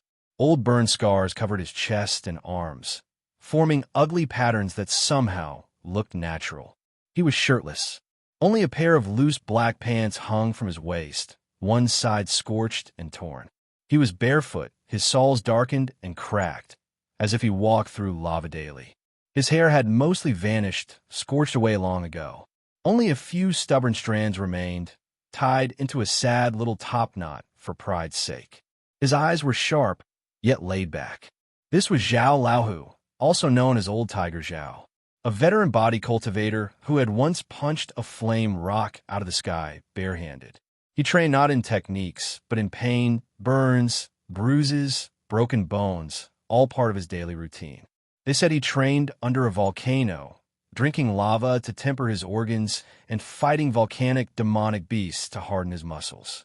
His reputation spread across the Molten Ashlands. Half legend, half lunatic. And as Hal correctly guessed, he was indeed from Scorching Soul City. Welcome, Hal greeted automatically. From the new door or not, Hal's attitude would always stay consistent. Equal treatment for everyone. Old Tiger Zhao sniffed the air once. Then again,